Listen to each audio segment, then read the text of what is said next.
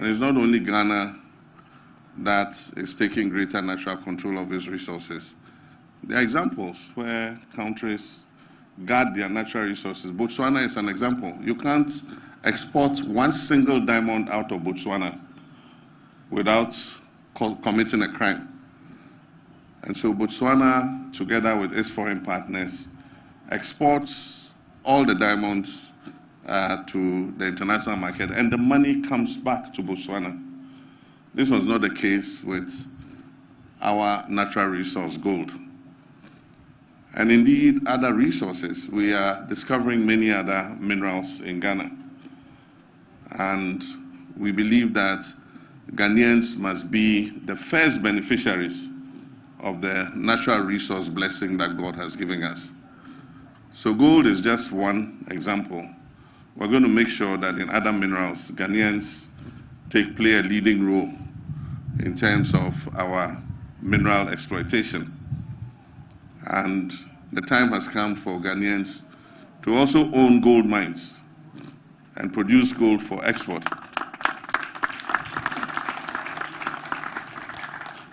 And so we'll work with Ghanaian companies that have the equipment, the technology, and the human resource to ensure that they also can establish first-class gold mines and own those gold mines so that Ghana can fully benefit from the resource that we have. Ministers of State, senior government officials, the National Security Coordinator, the CEO of the Gold Board, members, management and staff, chiefs of security services, heads and staff of various sector ministries, friends from the media, ladies and gentlemen, good people of Ghana, we're gathered here this morning for a solemn but highly consequential task that speaks directly to the heart of Ghana's economic revitalization and institutional reform, which we have labeled the Reset Agenda.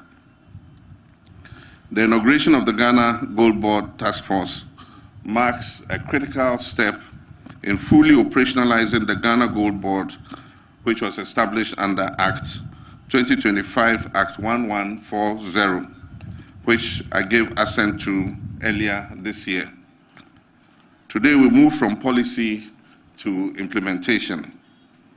The task force is not just a security initiative, it is a strategic arm of national economic transformation, purposefully designed to restore integrity, accountability, and value to Ghana's gold sector. The Ghana Gold Board was first proposed in our 2020 NDC manifesto. Though we did not win that election, we remained firmly committed to its vision. In our 2024 manifesto, we elevated the Gold Board to a flagship policy to stabilize the Ghana cedi, formalize the gold trade, and build foreign exchange buffers. Upon assuming office, one of my earliest appointments was that of Mr. Sami Jemfi as the acting managing director of the Precious Minerals Marketing Company, PMMC, which at the time had a mandate to lead the transformation of that institution into what has now become the Gold Board. Under the leadership of the Minister for Finance, a technical committee was formed to develop the legal and regulatory framework for Gold Board. This committee engaged in nationwide consultation with miners, with traders, with traditional authorities, and civil society, and laid the foundation for the passage of Act 1140, which is today hailed as a world-class piece of legislation. Ghana is Africa's leading gold producer and is #6 largest producer globally in the world. Yet for far too long, we failed to derive commensurate benefits from this God-given resource. Through Gold Board, we are asserting national sovereignty over our mineral wealth and introducing a paradigm shift from raw extraction to value retention. The Gold Board is designed to oversee, regulate, and participate directly in the gold value chain, from small-scale mining to assaying, to trading, and to export. It now holds exclusive rights to purchase and export all gold produced in Ghana, except that which is produced by the large-scale mining firms. The Minister of Finance, Dr. Casey Latofosi, the Minister for Defense, Minister for Interior, National Security Coordinator, various chiefs of our security agencies, the General Staff Body of the Ghana Gold Board, all protocols observed, distinguished friends from the media, ladies and gentlemen. On behalf of the Ghana Gold Board, I would like to welcome all of you to this very important occasion. We are gathered here today because of the vision of a leader who is determined to transform our nation by ensuring that as a country we assume the commanding highs over the exploitation of our natural resources to maximize national benefits. That leader is none other than the founder of our nation, His Excellency President John Dramani Mahama. As you may recall, in the run-up to the 2024 election, His Excellency promised a reset agenda. The gold trading sector of our country was not left out of this reset agenda of his. And a strategy for resetting the gold trading sector so as to bring lasting improvements in the livelihoods of our people is the establishment of the Ghana Gold Board. With the support in record time, we've been able to pass the Gold Board Act, which has made the Gold Board the institution responsible for overseeing and undertaking gold trading, assaying, and exports in Ghana. Today, the Gold Board is the only state institution with exclusive rights to buy all gold produced by the artisanal small-scale mining sector, as well as the right to buy a portion or all of the gold produced by large-scale companies in line with government's preemption rights. We are the sole assayer and exporter of all gold from Ghana. But all these powers given us by the Parliament of Ghana and the people of Ghana means very little without enforcement. And that is why the law provided for the establishment of a task force and the appointment of Gold Board inspectors to ensure that the mandate the Gold Board has been given is enforced to the letter for us to reap the full benefits of our natural resources. And so today we are here for the purpose of inaugurating that task force, which has a crucial role in ensuring that the Gold Board is able to fulfill its mandate. And we are privileged that the Commander-in-Chief of the Ghana Armed Forces, President John Dramani Mahama, has made time out of his busy schedule to do us the honors. I think he deserves a round of applause. Your Excellency, with your support, we've provided the necessary orientation, the training, logistics, and resources for the task force you see here to be able to do their work effectively and fearlessly, no matter whose ox is God. And so we expect nothing but professionalism and patriotism from them. And even before His Excellency mounts the podium, let me say that I have his firm instructions to ensure that we hold you to a high standard of ethical behavior and accountability.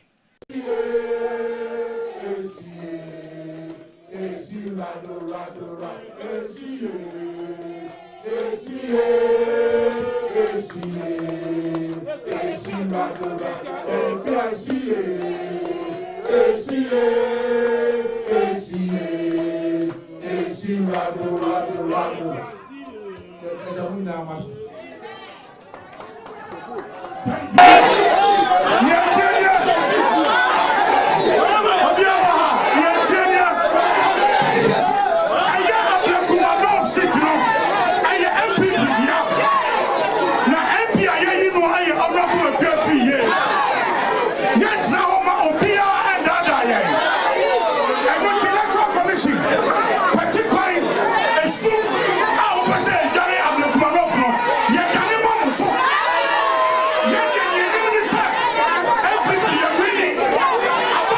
In fact, we've made our position very clear to you at this press conference. But if you want me to re-emphasize, our position is this.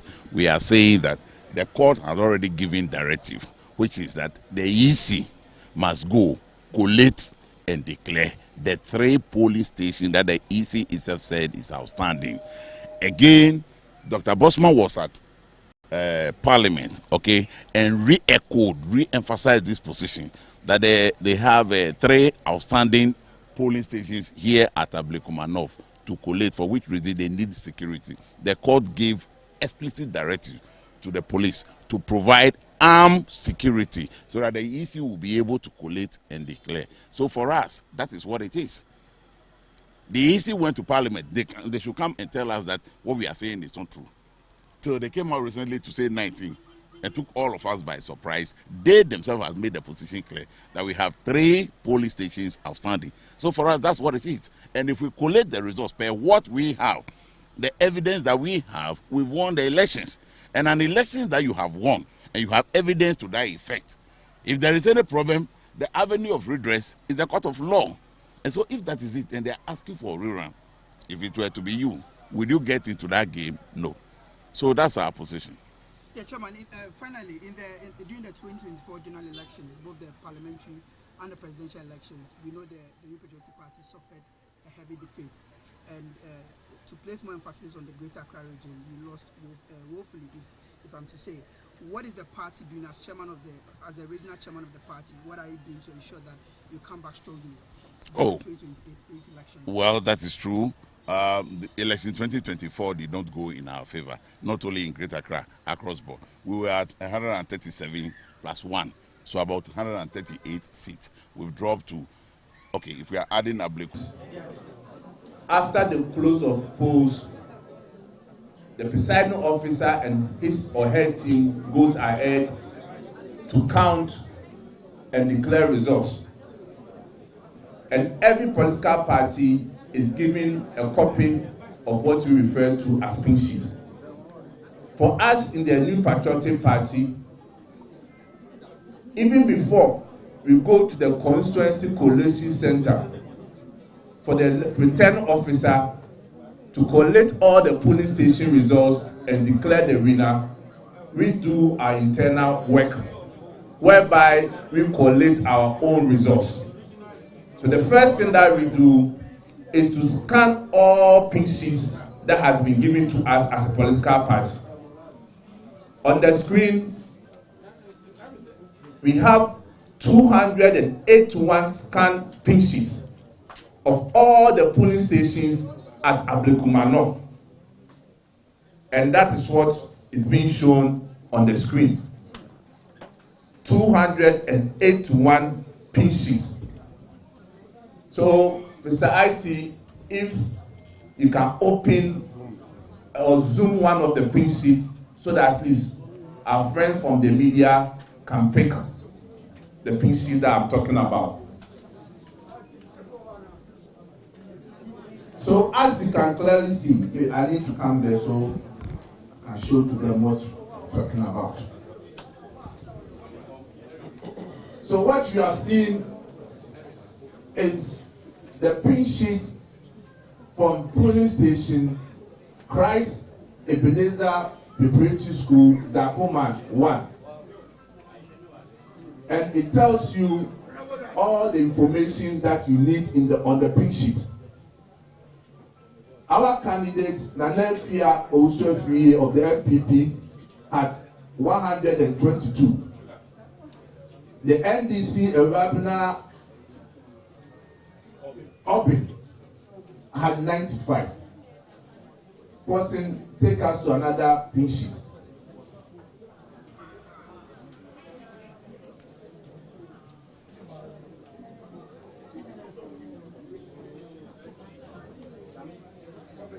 Zoom it so that at least the media can also pick it up. Kindly zoom it for us.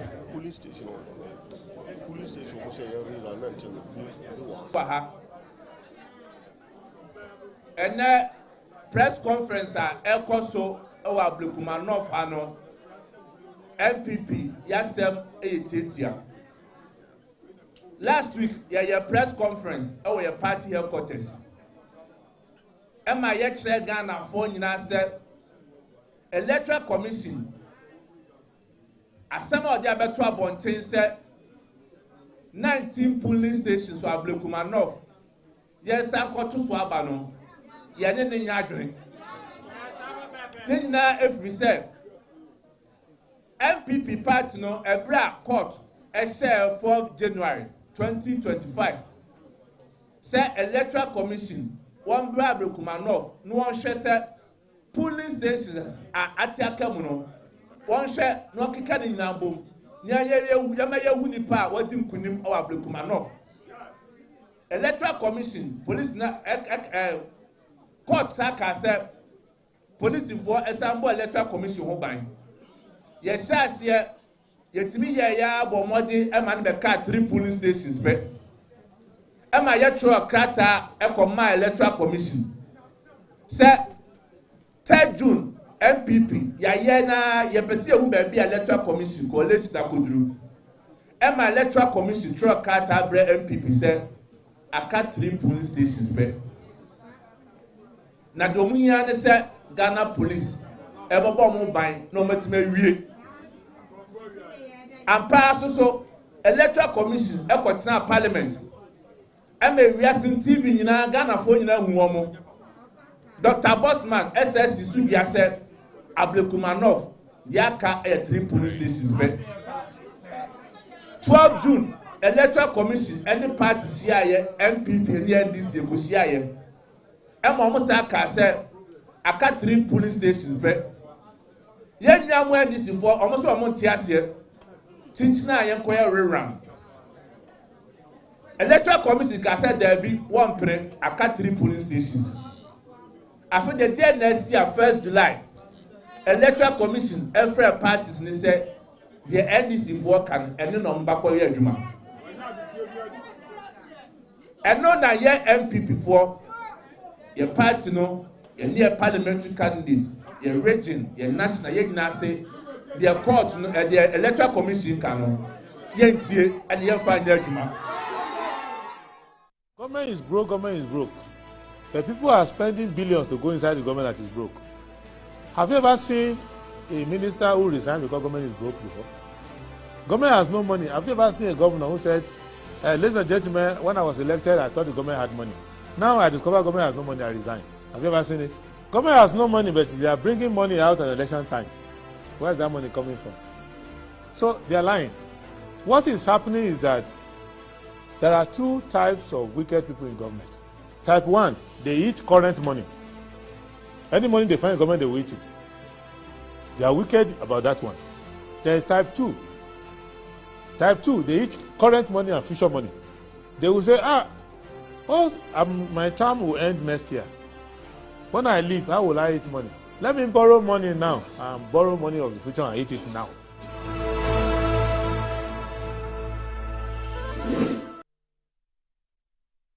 Okay, so good morning. Thank you very much for joining us on Good Morning Ghana on the Metro Television. Today is the 9th of July, 2025. This is indeed the day the Lord has made. Indeed, we're glad in it. We give big thanks to the Almighty God for giving us another rare privilege of coming back here to join the nation's conversation on what's happening in our dear country, Ghana. My name is Awudu Moore, and it's always a pleasure coming your way. So we'll kickstart by looking at the front pages of the various newspapers that we received this morning, and Daily Graphic is what I will start with, as always. Report illegal gold dealers for reward. President Mahama at inauguration of Gold Board Task Force. Government releases 4 billion cedis to pay road contractors.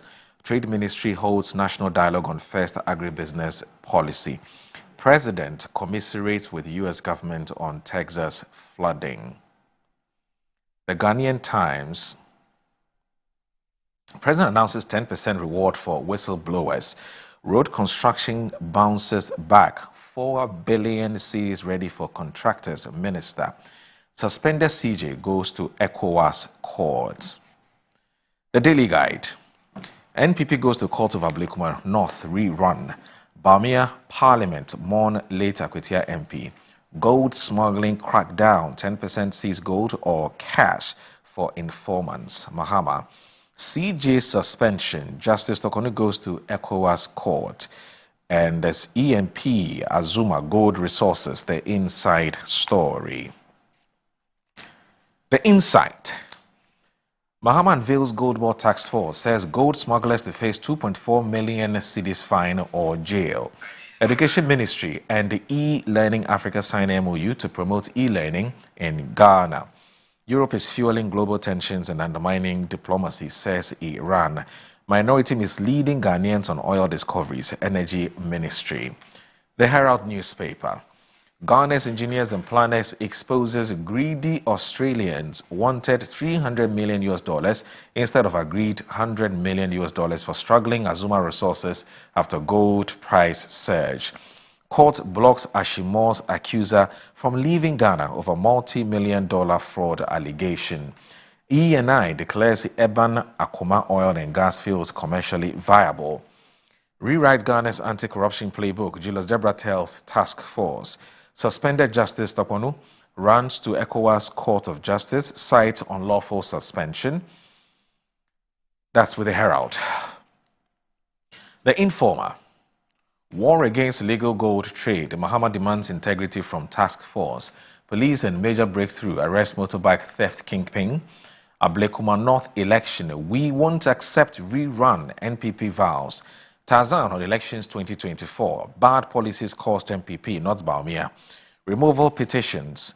Chief Justice lands in ECOWAS court. Reduce electricity costs, lending rates to make 24-hour economy effective. The Inquisitor. OCCRP project on Ghana. Nanes men unveiled assets in Dubai pop-up. Gold Board has made the CD Abrantier. John Mahama Gold Board Task Force inauguration. VRA boards on strategic investments for power reliability. Now, St. John's Grammar Girls are Greater Accra Super Zonal Basketball Champions. The Daily Statesman. Ghanaians should own our gold mines, President Mahama declares. NPP, we won Abluma North polls. Founders Day in jeopardy? Comes with a question mark. Ghana hailed as safe haven for investment.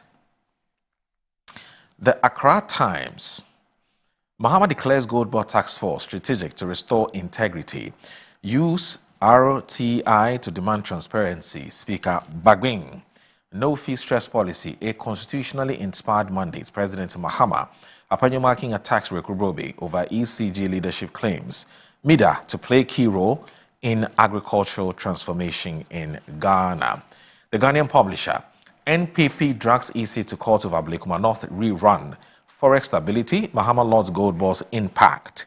Nana Ado, Bamia NPP, Mon Akwetia MP. Apenyo marking, Ayariga clash over dispatch box. Daily Post. Mahama inaugurates Gold Board Security Task Force, says it will restore integrity in gold sector. Gold Board revolution over 300 new trading licenses issued, Sami Jemfi. No politics. Acquisition of Adams Resources gold mines was purely commercial and legitimate. Management of engineers and planners give details. The New Crusading Guide. Volta region gears up for 7th Trade and Investment Fair, first ever 24-hour exhibition experience. CJ argues in substantive submission, including Puamang Asedu in committee violates rights to fair hearing. Gold Board Task Force comes alive as Mahama promises 10% of seized gold to whistleblowers. We won't be coerced to go for Abluma North rerun, NPP. No political intrusion inside account how ENP acquired comatose Black Volta gold project. In $100 million deal with Azuma Resources Ghana, Sir Sam Jonah defends EMP acquisition of Black Volta Gold project, asserts this is not a favor, this is not a political patronage, this is not crony capitalism. The Custodian. Ekufuado, Bamia mourn Kumi's death. Jail 2.4 million cedis fine await gold smugglers. President Mahama warns. NPP rejects Abluma North rerun. And there's also media to promote Growth 24 with MCC models. Azuma EMP fight over $100 million Black Volta gold mine. The Daily Searchlight. Brouhaha at 37 military hospital. That's coming soon. Strange dealings at Ghana Gas as retired contract worker hangs on in spite of Mahama ban.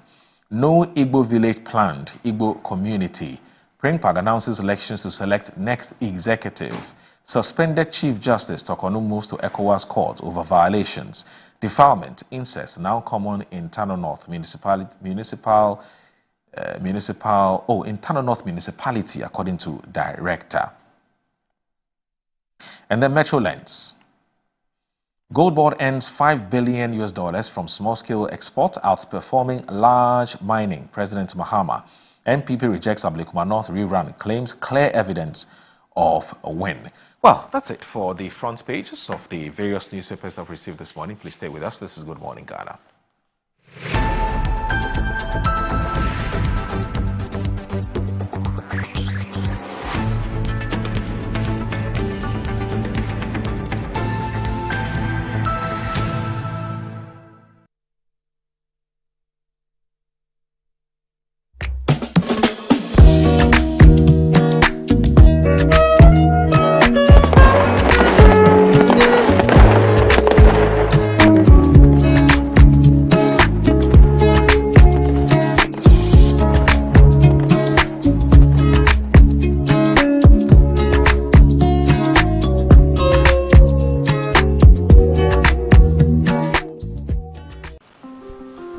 iPhone papa ye wo homa so open iPhones accessories papa dia menhwe baby ya me ma akwa ba EBA phones and accessories Sebani EBA yeton iPhones any ho accessories iPhone 50 XL cost 16 Pro Max accessories ye wo charger AirPods any iPhone ho akade nyina yanoma ye ni sikapudu e de beto iPhone say ya ankrankre boja and na say abanye juma your phone nyina for 40% beji iPhone bia ope na ni aka no wo de bosome miensa etua ne nkakra ekwan ya obefa so de achi ani dial *713*5571#. Oba, sheno so se wode wo Ghana card ene nia e kire se oye adwuma hwehwe ye kire kwan e wo circle mo ene tip tolling ye ni modern photos enchen ho a afein so se wo ba American mall ye ni odo rice ene di nhwani kuma senso ye wo edum Central Prisons runabout ajekum abonsan ni mo freyen e wo numbers na ebu screen ni so no EBA phones no hassle cra Rush, rush, rush, rush, rush, rush, rush, rush your teeth. Rush, rush, rush, 2 times a day. Brush with Kel-Kit. Hello, my friends. My name is Kel-Kit's toothpaste. Wow. I was made to be gentle on your gum, but protected. I will protect your teeth from cavity, make your teeth whiter, stronger, keep your mouth fresh all day. And best of all, I'm strawberry flavored. So put on a smile and try me. That's amazing. Just try me. That's my job. If you say so, jump on my brush. Makes your teeth stronger, chicky whiter, chicky stronger. Yay! You did it! I'm glad you like your new toothpaste. Don't forget to brush both day and night. Kel-Kit's. Happy smile.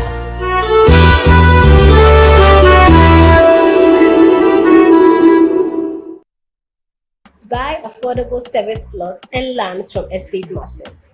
Currently selling our next cottage, located at the newly proposed airport city, with a starting price of 25,000 Ghana cedis.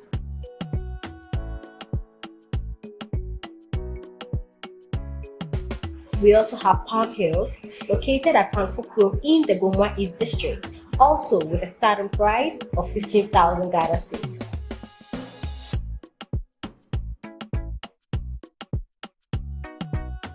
Available also is Coastal Park in Akpleku, which is a 15 minutes drive from the Ngo Senior High School, having a starting price of 55,000 Ghana cedis.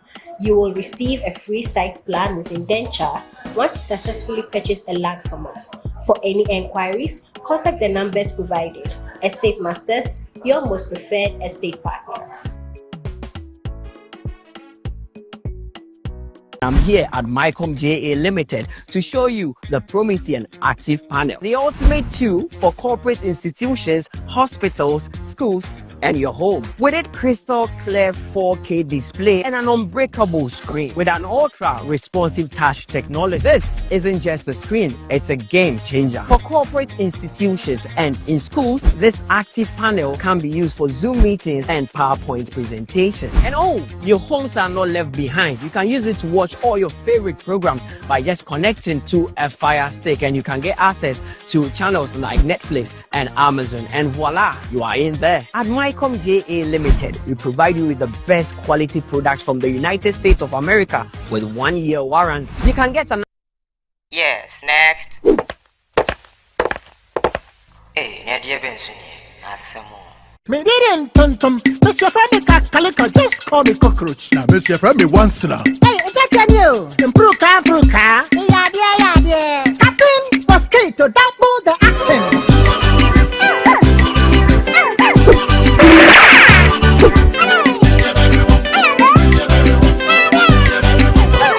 Me did it, sasso spray. Mr. Femi sasso quell. Yeah, to my sasso.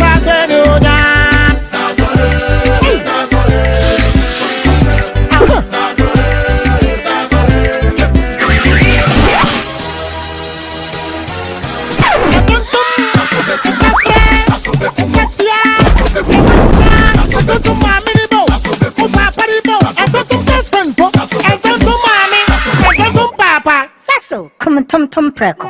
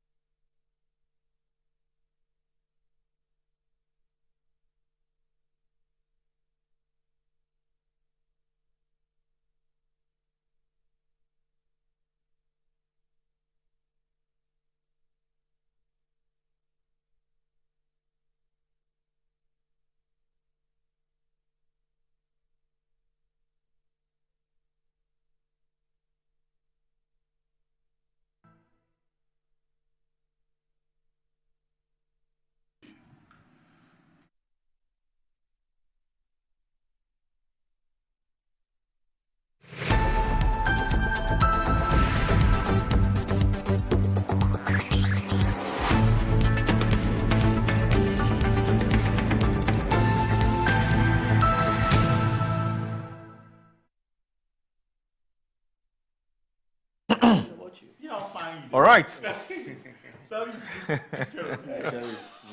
You know, my guests are here, and they want to introduce themselves, and so you can imagine they are fantastic chaps who joined me this morning for us to have a conversation on the big issues that are making the rounds here with us. And so, joining me this morning are two gentlemen. Obviously, they are not new to this program. They, from time to time, when they have the time, they join us. And so, one of them is Professor Khalid. Professor Khalid is a professor of finance. He's been lecturing in the UK for many years, and he's joined us this morning. He's also the economic advisor to the Vice President. I'm talking about Her Excellency, Professor Jane Nana Opoku Ajimai. Professor Khalid, it's good to see you. Good morning. Good morning. And it's always a pleasure to have you join us. Likewise. In the studio. And I can see Saudi really did justice to my Prof. Early morning mischief. You see your life. Early morning mischief. You decided to bring him into the conversation very early. Yeah. You know. Yeah. Awoji. Hey. How are things? What's up?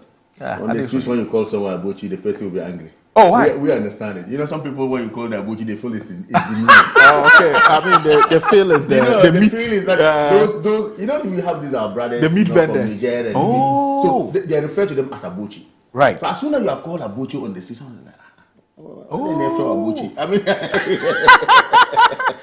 so that's the it's a feel out there, yeah, honestly. But we of course we come from that area, yeah, so we it's quite understand what understandable. Abuchi is. And yeah. To us, Abuchi is really more respected to refer to someone as it were. If you see the person more closer or much more closer to you, that's how come you call the person Abuchi to us.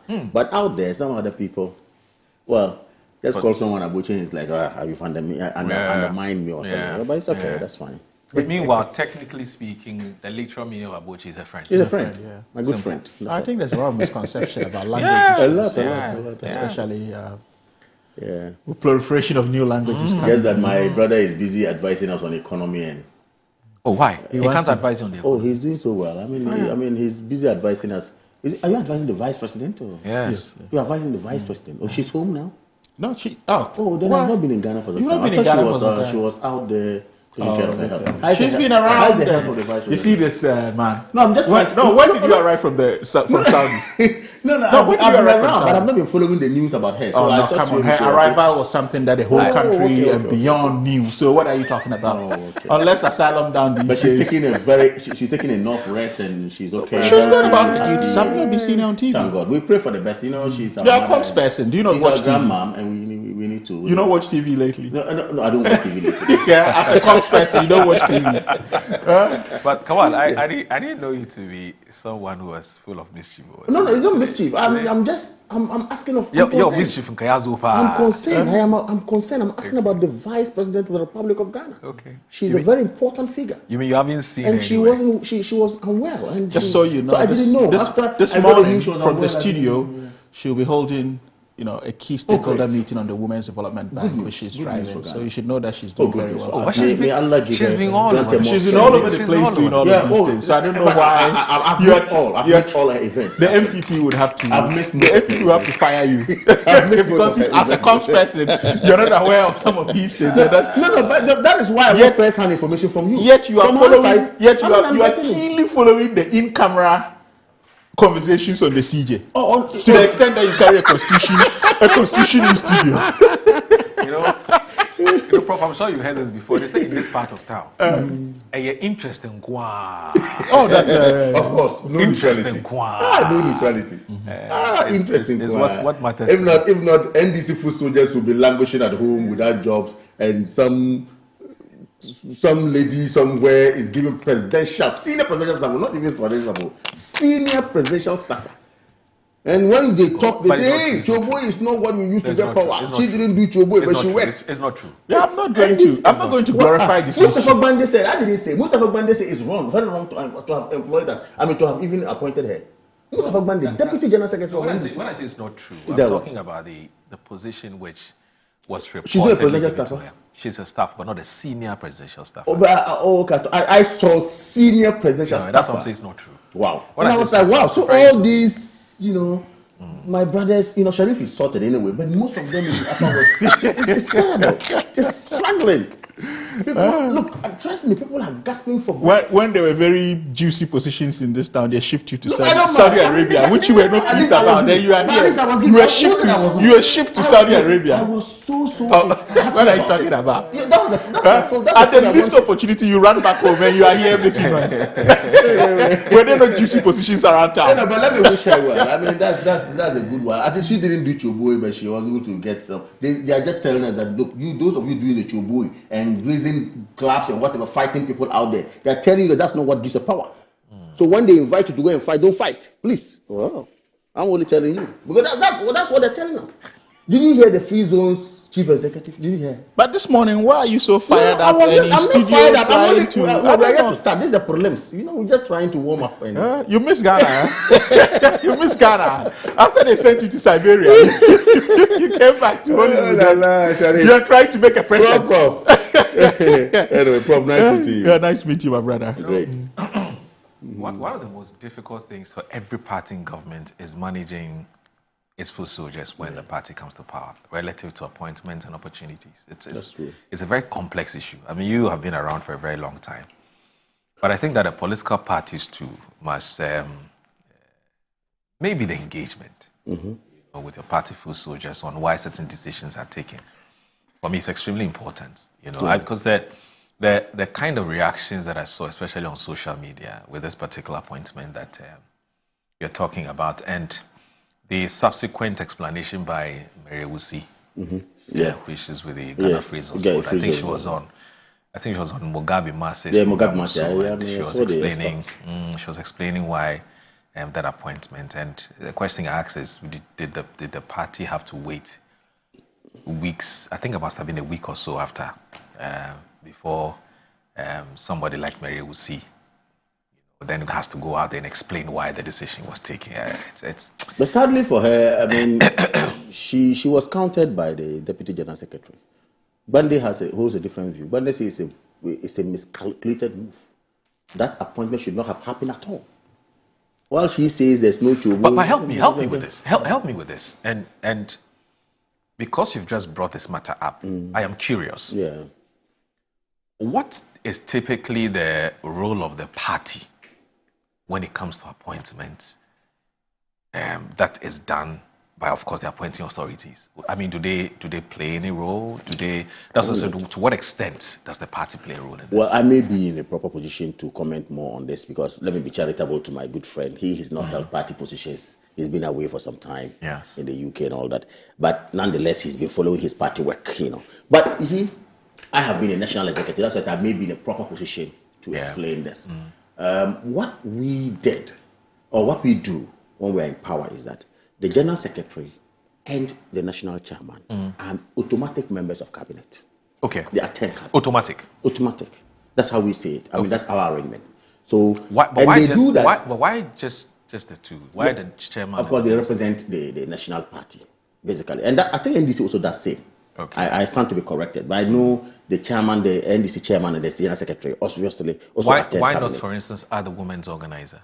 No, not all. That's why I said they are the heads. The heads, okay. I mean, the scribe and then the chairman appears to be the head. They are representatives. That's fine. And what we also do, we relate with Parliament.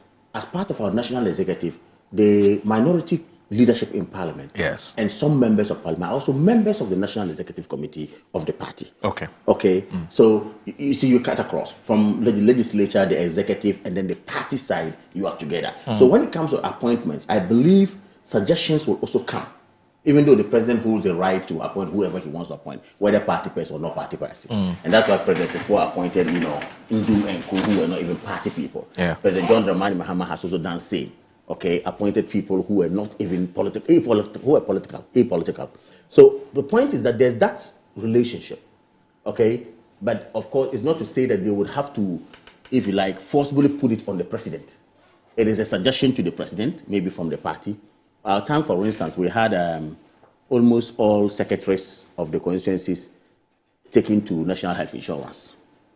Okay, and we had also, youth organizers taken to National Youth Authority, as it were. So there's that relationship, as it were. And again, it goes with the caveat that it is not forced on the president.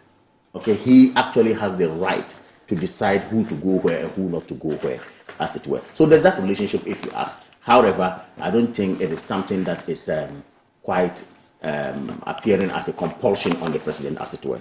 It is when the president deems fit that, look, this is my direction.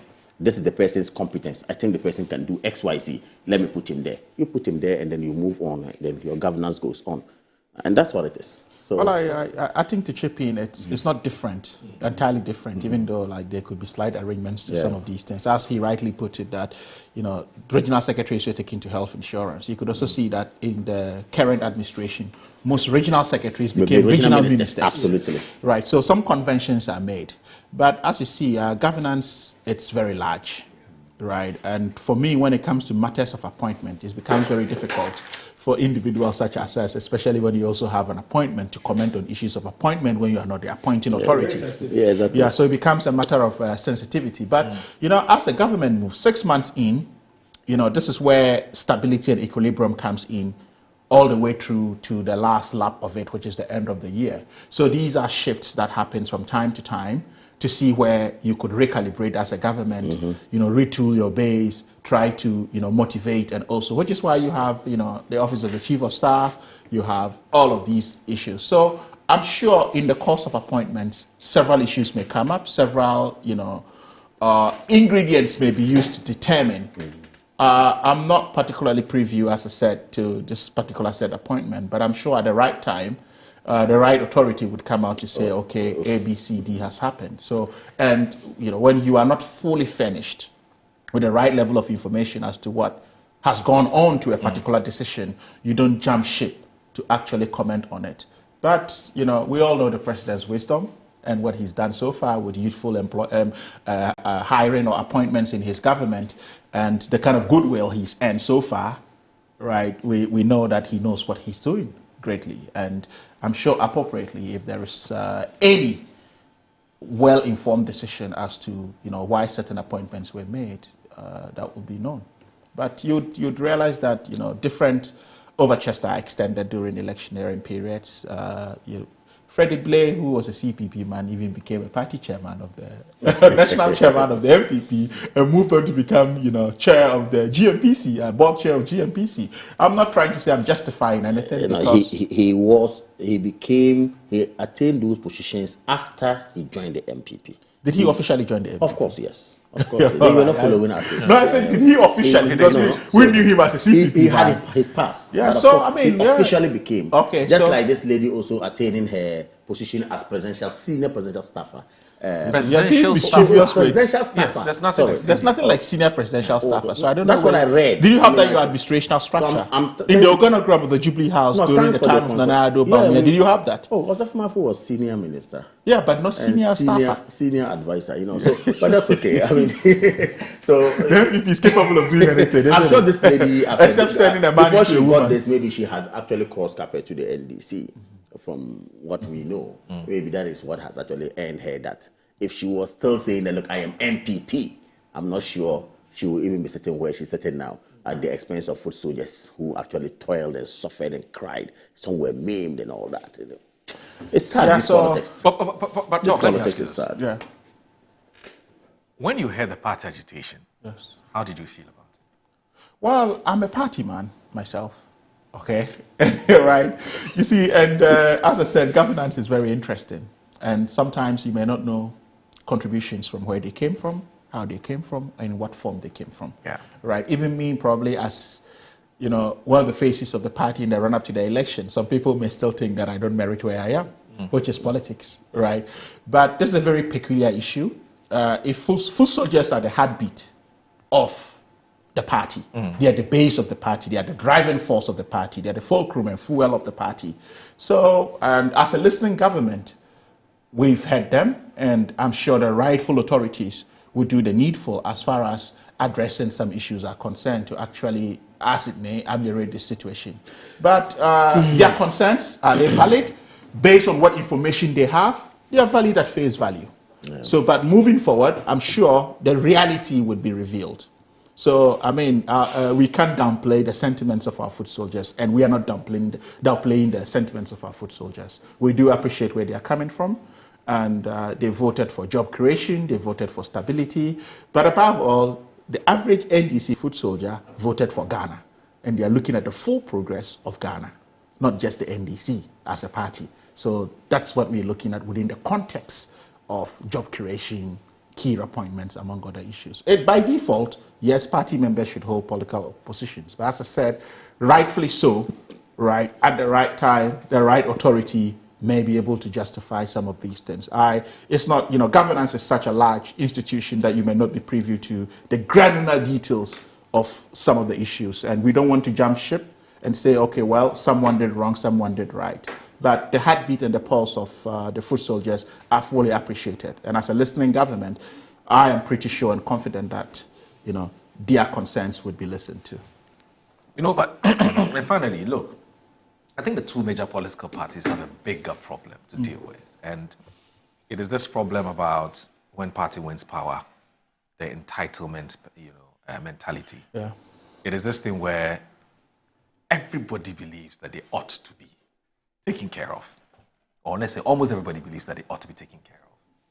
And there are even people who don't even have any kind of certificate. They've never stepped, foot in class or feet in class. Yeah. No primary, no JSS, no blah, blah. They say, make me communications director for so, entity. You ask for their certificate, the person is angry, so I won't vote for you again. I don't know how the two of you, the two major political parties, intend to deal with this problem. You see, also, I don't think we should become very certificate fixated. Okay. Right. I mean, I come from I worked in a jurisdiction in the last couple of years, which is the UK, Right. where you had blessed number 2, who never had a university degree. Right. That's the deputy prime minister. No, but the point I'm trying to make, right? no, Khalid, I get the point. Yeah, but I'm yeah. saying the point I'm trying to make is this: that shouldn't the person be literate at least? No, read and write. No, it depends on the kind of role that they are being sent to. No, I'm talking about somebody who says they want to be made a director of communications for a certain entity. Director of communications. No, well, or PRO. Okay, I get where you're coming from, right? That kind of streamlining ought to be done, which ought to, but there are certain rules, as you say, that may not need that certification or qualification. Give me one of such. Oh, you see, when you even look at security apparatus, right, in terms of the national security operations and how they operate and other issues, I was just privy to a training, right, where you might have, people that some of these who we think are not literate, and in the performance of information delivery, okay, and how they handle that within a statecraft is marvelous. So there's a certain set skill aside them not having certificates of what they can do.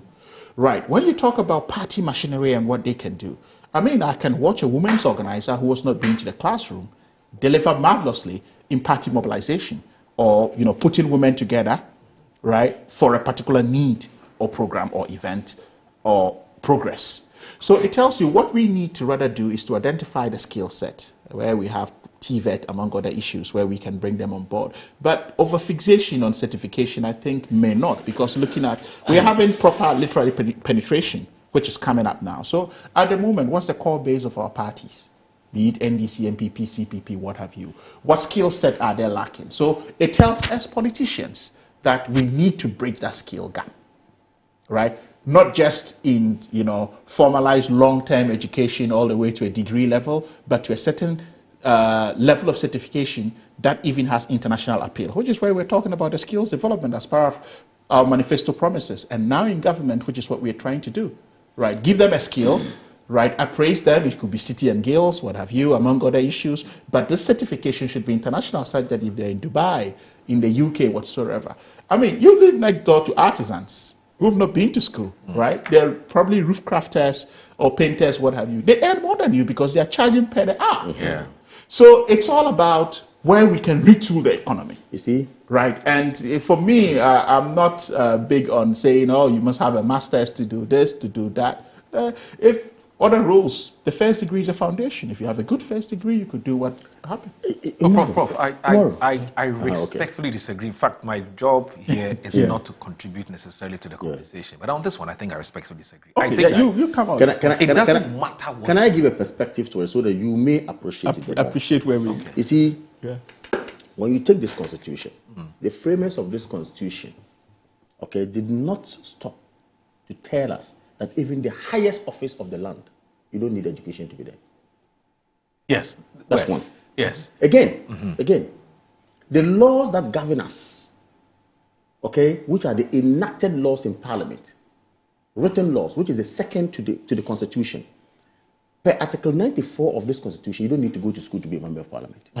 Again, you get what I mean? Yeah. And there's wisdom in what they did. Then I attended also the third one. I put together a platform, which platform had to do with how we can fight this winner-take-all, matter. That my party has won, therefore all party people must be employed and no other party person should be looked at. I thought that, no, this wasn't a proper way to go in building our democracy. So let's harness our talents, let's bring together, support the president, irrespective of which party you belong. So long as you have the competence and what it takes to do whatever, the president can appoint you.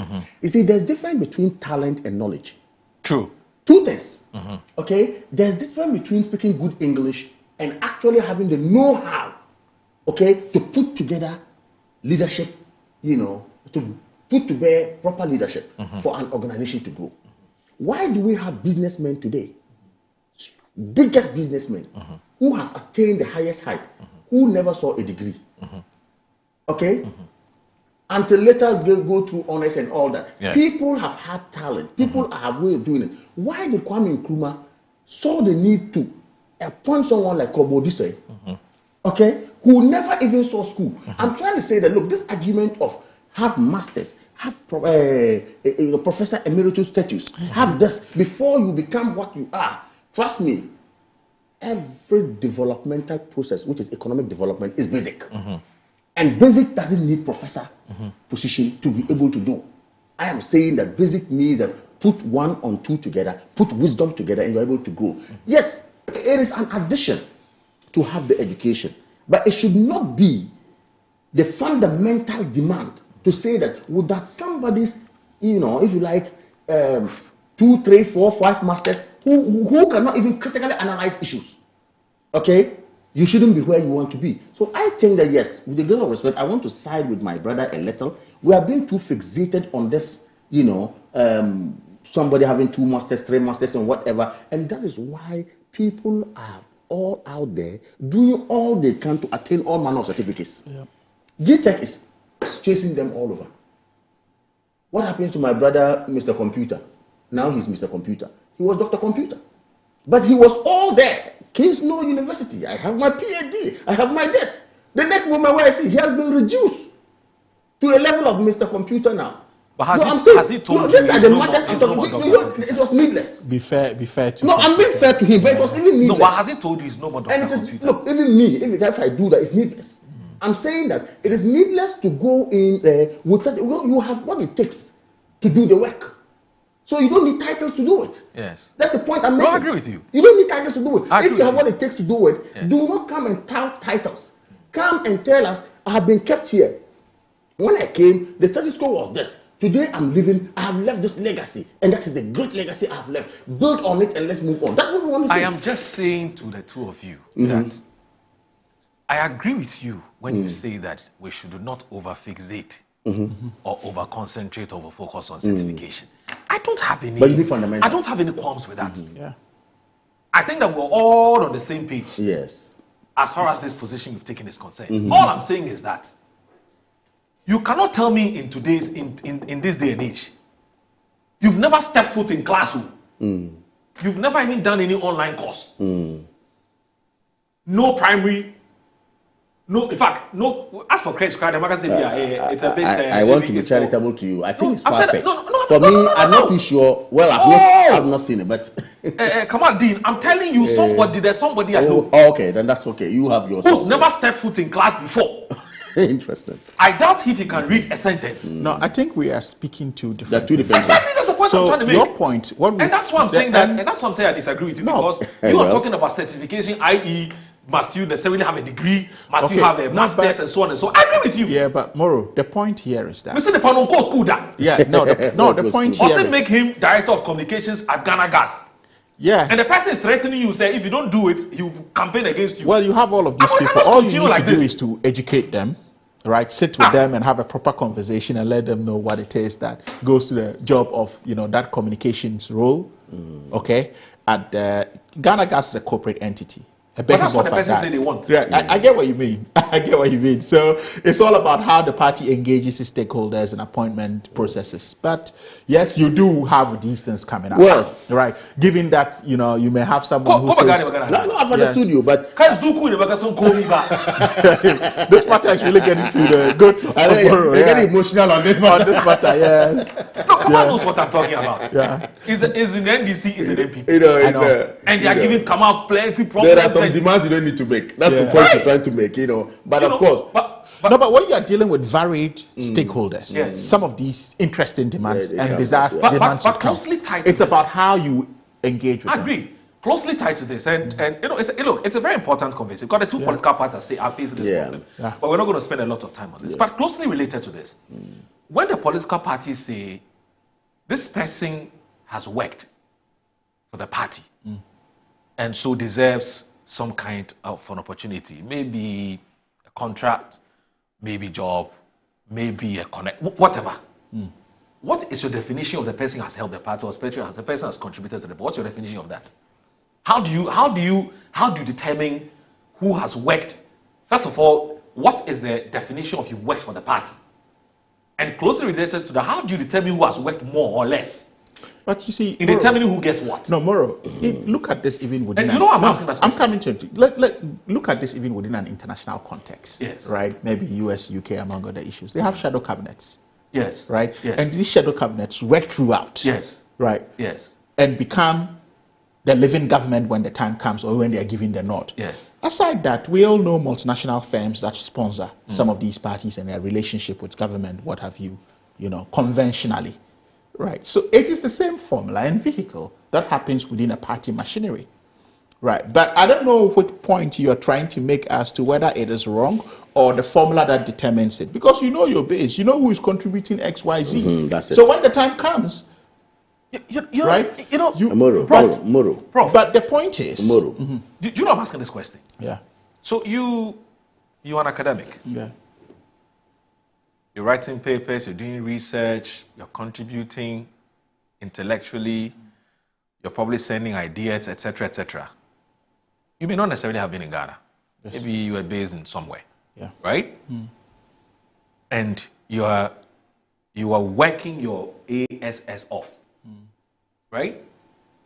You are coming up with strategy, tactics, etc., and so on and so forth. And you're sending same to the party. Yeah. Based on which the party then implements or executes its ideas and so on and formulates its plans. But the party may not know you. Right? You probably have been doing this for 10 years. Yeah. Every single year you are pushing papers. Yeah. You are appointed as so and so place. Some people say they don't understand. Now you feel yeah, Brahma party no hey.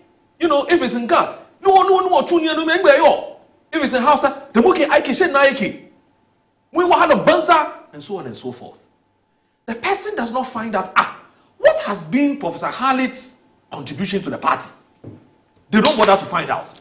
Because for some reason, but that's a pluralistic society. People's understanding of contribution to party. That's why I ask you, say, you can't say contribution to party. What does it mean? You see, that's what I'm saying. Like, so the contribution to the party is who sat in a bus or walked from point A to B. I'm coming to that. That happens. Even in Britain, again, we have what we call GOATs, government of all the talents. These people may not have helped any political party, but based on their talent, based on their exposure, based on their network, a certain government may decide that, look, we want to have them as part of the base. It's a mixed bag. Yes. I remember listening to President Goodluck Jonathan, right, who made a very profound point on Adesina, the just past president of the African Development Bank. He said, look, Adesina did not even participate in the election that saw Goodluck Jonathan as president. All right. All what he saw was a talent out there who understands his agriculture, given that he's worked for, I think it was Ford Foundation or one of the foundations out in the US, Agra, among other issues. Right. And said, look, let me bring this young man into my cabinet to see what he can do in transforming Nigeria. And he did bring him. And he makes this statement, even laughing, saying that he did not even participate in the elections. That saw me, because I just saw a talent somewhere and I brought. So it's always a mixed bag of people who have helped. But I understand where you are coming from. Even some of us suffer that fate. But you see, of course. You see, so because Kamal Deen, the work is actually diverse. So which is why Kamal Deen in Riyadh would still want to be visibly seen in Ghana campaigning. No. You see, to end on this matter, like you said, political parties' work is based on recognition, visibility, and if you like, activism. Okay. Clearly. I'm doing political. Do you agree with the visibility parameters? But it's part of the factors. It's part of the factors. So but however, the definition of visibility here is a bit wide. Yes, and nuanced. Somebody can be in the US. Yes. We have a branch in the US. Okay, which is the organ of the party. The contribution of the person, like you rightly said, may not be seen by the activist who's on the ground. Exactly. Here. However, he has contributed. Yes. Somebody's in the UK. Like I went to UK to put up the Nasara wing and all that. So somebody can also be there to do, if you like, party work. So the point is that all of us at the end of the day do it. That is why I ended up by saying that the president has the right to decide that this is my vision. With this vision, I think this person, Moro Audu, can do X, Y, Z for me to achieve that vision. That is what it is. But and then we move on. No, but we're you know? Eh? Yeah, they say, I mean, you're using a Moro analogy. Of course, but the people who claim. They'll say you've done I've done all the work and you did nothing. So it's not all the issues you comment. You see, we are discussing this matter because we have discussing it because nothing stopped President Mahama from appointing that lady anyway. Nothing. Nothing stopped President Mahama from appointing my brother Sharif. Nothing. And nothing stops President Mahama from saying that look, somebody is even the CPP. The person has authority, like the example he gave about Goodluck Jonathan. The person has this and can do X, Y, Z. But does anybody however, party people need to understand strongly. Okay, that look, sometimes these things happen. But of course, again, it is also very painful that within the party, people are even there who can do better than the person. Then you say no, I'll still go out there and then look for somebody. But who that is where the problem is. He determines. But of course, that is his discretion. That discretion must not be inimical to the party. That discretion you are exercising as a president must not be inimical to your party. When you know there are people around, choose them. That's what it means. Anyway, you see, political I think we can go on and on this matter. Political parties, the party fools will just understand that when it comes to contribution, it's not the person who shouts the loudest. Yeah, but the person who's always in the bush. I agree. I disagree. It also matters. But it's part of the criteria. It is not only. That's not the point. I said it is not only. That's why I told you that my brother couldn't sit in Riyadh during the election. He had to be physically present to show face. There are quiet financial contributors to political parties. But your financial contribution alone cannot give you power. You need somebody to do the legwork. And those doing the legwork are those complaining. No. What I'm saying is that the financier is important, the leg worker is important, and the academic is also important. But let's be fair here, right? Even though in the context of it, I went to every nook and cranny of this country during the election. So, look, there are times, maybe midnight, right? The joy of someone still standing from morning. Sometimes they go to these parks in the morning. Right, you get held up because you have other activities and the time squeezes. They wait from morning till evening. Maybe 60-year-old, they've not had any food, nothing. That's also their love and care for the party. When people see these numbers, they translate. Everyone wants to be part of the majority team. They translate into them believing that this party can win power. Right? If a flag bearer or a running mate or a parliamentary candidate turns up to a podium and there's no one around, or to a stadium and there's no one around, what happens? You're disgraced. So there are various contributions. I just think that we have to see how we can appreciate it. Not everyone can get involved. You get, and see how we can actually appease the base. What I always say is sometimes look at it from a certain perspective. Maybe this particular professional groups contributed this. Okay, you bring us 5 members. You bring us 10 members. You bring us 15 members. Right. And I think that's what is really happening, because you'd see that we say we're having a lean government, right? And what has this lean government resulted in? For the first time, we're still creating something for MPs by putting them on boards, which some people may disagree from a corporate governance lens. But this is us trying to be... It's problematic. I know, but this is trying to be innovative in actually accommodating the stakeholder bracket of the base of the party, as we say. Your lean government matter. You weaken parliament. No, how many times as a board? If you look at it from a political lens, blackmailed, right? They'll be morally blackmailed. Well, we can have that conversation. We can have that conversation another day. This so-called lead government is a discussion for another day. So-called lead government. By Dr. Babia said he was going to do 50. Yeah, so he agrees with you. Anyway. So we'll take a break. You're still watching Good Morning Ghana on Metro. When we come back, we'll have a conversation about the economy. Please stay with us.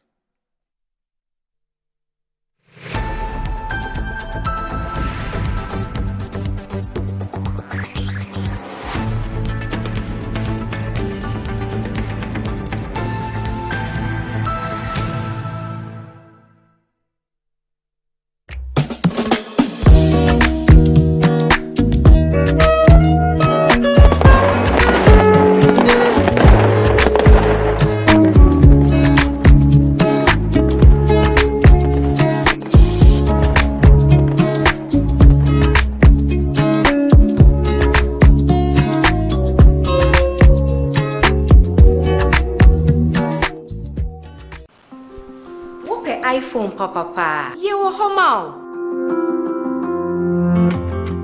so open iPhones accessories papa dia menhwe baby a me mo akwa ba EBA phones and accessories Sebani EBA, yeton iPhones any home accessories. iPhone 50 XL cost 16 Pro Max. Accessories ye charger, AirPods, any iPhone home akadie nyina. Nianuma ye ni sikapudu edebeto iPhone. Say ya ankrankre, boja, and na say aboye juma your phone nyina. For 40% beji iPhone biya ope. Na niaka no, wo de bosome miensa. Etua ne nkakra. Ekwan ya obefa so de atwie ni. Dial *713*5571#. Oba, sheno so se wo de wo Ghana card. Eni nia ye kire se oye adwuma. Hwehwe ye kire kwan e wo circle mo. Eni tip tolling ye ni modern photos enchen ho a. Afein so, se wo ba American Mall, ye ni odo right eni edi nhwani. Kuma senso ye wo edum Central Prisons runabout ejekum abonsan ni. Freyen, e wo numbers na ebu screen ni so no. EBA phones, no hassle cra. Sometimes the unexpected happens and the hero falls down in his own story. But he needs not stay down for long. Cosmopolitan Health Insurance is your trusted health partner. Whether an individual building a business, with Cosmopolitan Health Insurance, your medical care is our concern. For the best health insurance solutions for corporate institutions, groups and associations, families and individuals, choose Cosmopolitan Health Insurance from our over 700 accredited health service providers nationwide. Call us on 0302-540-668 or 0501-678-547 for all your health insurance solutions. Cosmopolitan Health Insurance, your medical care is our concern. I'm a brand manager. Of course, I accept only quality and affordable printed souvenirs for my promotional campaigns. I'm the head of academic affairs of a very important institution in Ghana. Of course, we only deal with quality, reliable printing companies for our institution's printing materials. I'm talking about appointed time printing. Appointed Time Printings. We take pride in our extensive print scope that transform your ideas into captivating visual masterpieces. We delve into the core objectives and vision of each print project. Precision printing is at the heart of our printing process as we meet your tight deadlines. Our rigorous inspection, color verification, and overall printing excellence are assured. 20 years of printing excellence. It's always a pleasure working with you to create a vibrant, dazzling printing experience that gives you a masterpiece. Appointed Time Printing, your world of quality and affordable printing. Wabedum time aso. Hey, J. Watch it, na learning. Missy, watch and learn. Makwaya mabesisia. Abozing. Akache say no ya konate and the more drink woman. Hey. But I didn't mean. Oh, sorry. She knew her old days. Eji, Dabio, baby wom. Ready? Hey, baby wom. Ah, Eji, I'll cause some discomfort. Ah. Sorry, well, uncle, where would I die? Why your funeral? At your phone for Aerofield Trading. Sorry, it killed them all. No mum share nanda daya was mosquito call esudu womunumu. Na say spray with them musa. Try sima edronum ansana ko dynamo. And Kratoi FDA ajatum.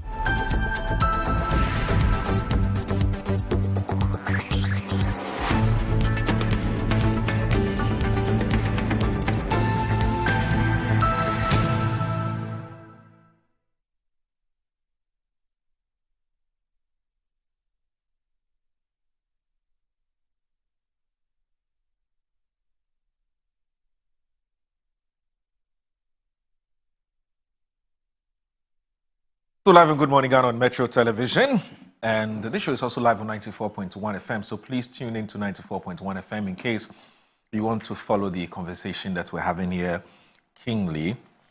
It's 94.1, so it doesn't have a name for now, so it's just 94.1, that's on the radio dial, and it's crystal clear, trust me on that. Laura Tusaka, I've heard your